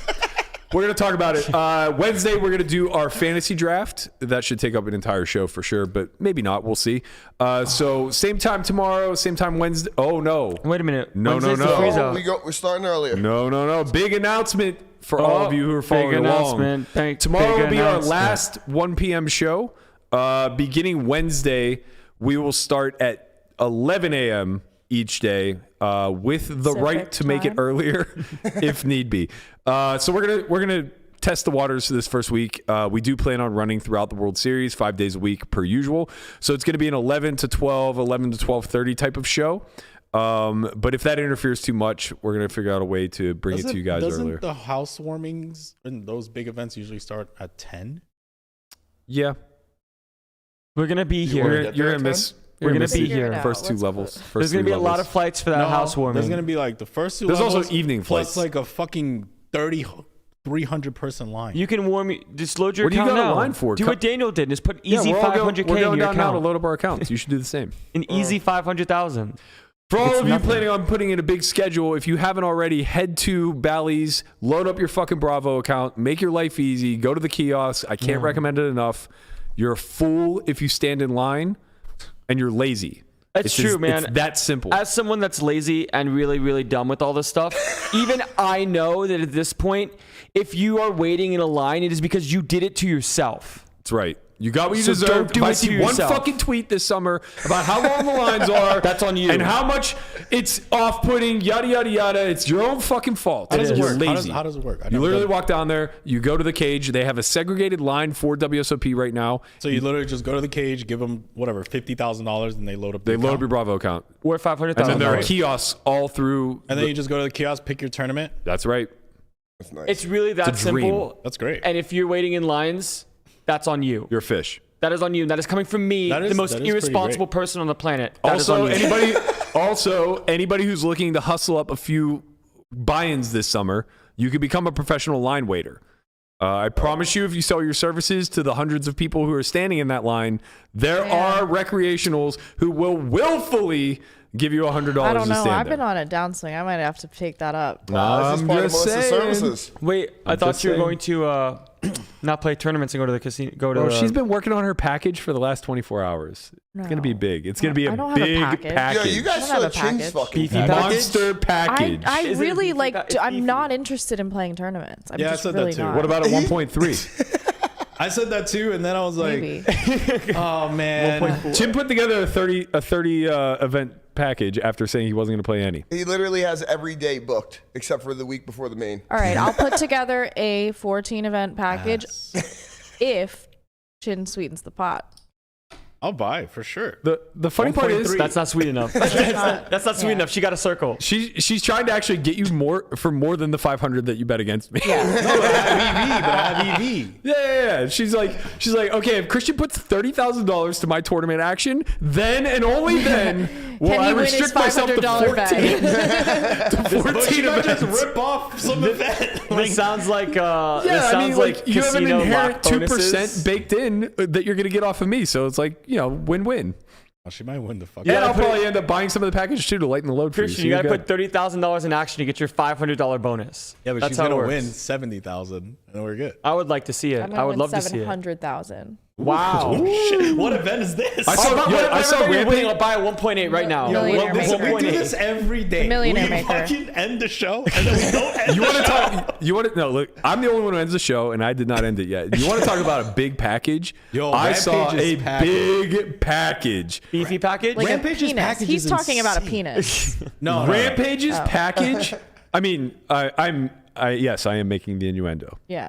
Rampage's package is rock fucking hard. I mean, it's like $300,000 Yeah, it worth is. of events. What? It's really hard to put that together without high rollers. I think he's I playing didn't some look, but I'm 25Ks, guessing he right? probably has like the 25K in there. I don't know, bro. Does Maybe he have not. a 25K? I don't know that think it's he does. that. I don't know that it's that hard anymore, man. How does With he play? Venetian How and is- Win? But how is he? He has like 3 tournaments at WSOP, 2 at Venetian, and 1 at Win, all on the same day. Yeah, he's like Conrad. I'm like, how are you gonna You play know, these? Christian, you know what he also has? What's the fucking problem? You know what he also has? A bracelet. That's right. Wow. He does have a bracelet. He knows how to Conrad, win. And like 3 rings. 2020. Does he have a ring too? He has a ring. Got a couple I of thought he them. has I a think he's few. got 3. Yeah. He's got He's that married jewelry. to the game. I'm playing, bro. My man hustles. I can't wait. All right, I'm playing. show's over. We're gonna set the over/under for bracelets 1 in this house tomorrow. I'll see you guys tomorrow at 1 p.m. We'll be back on Wednesday at 10 a.m. Don't forget to, or sorry, 11 a.m. Don't Under forget. 1 is always the favorite. Oh my God, he does not have a 25K in here. No. Fuck that No shit. 25Ks either. I don't know what he's saying. Thank you guys and good night. Ethan doesn't have 25K on his He tournament. wants to end the show now.